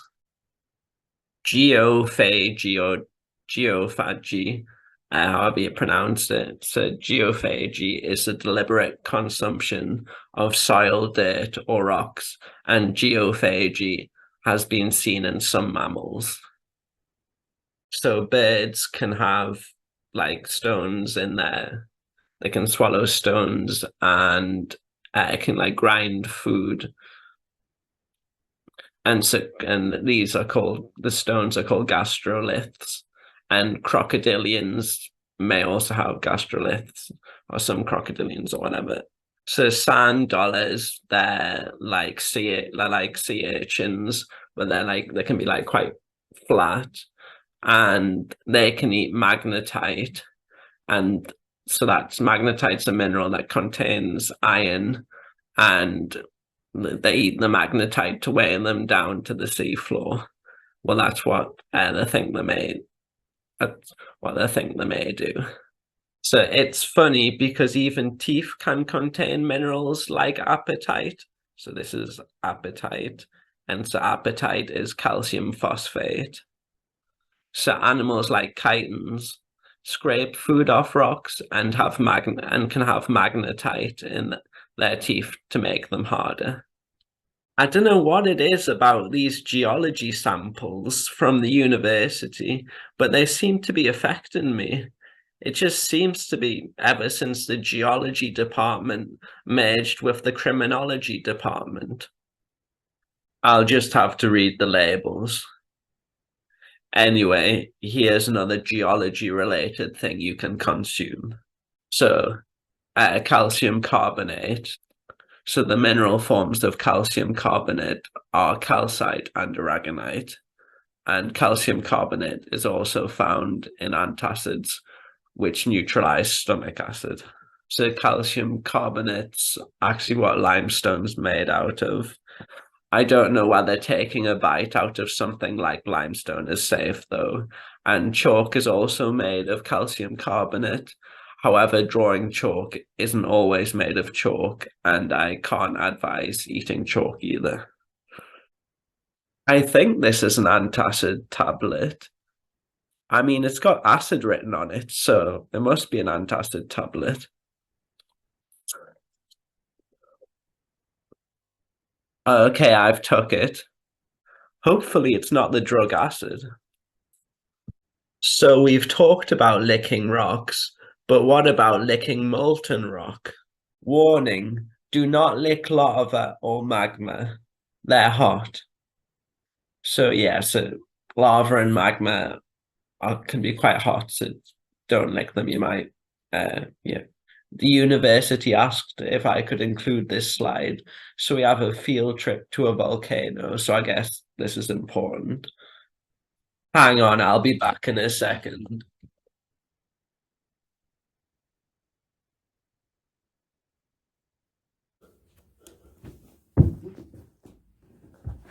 I think maybe that tablet was the drug acid. Okay, thanks, bye.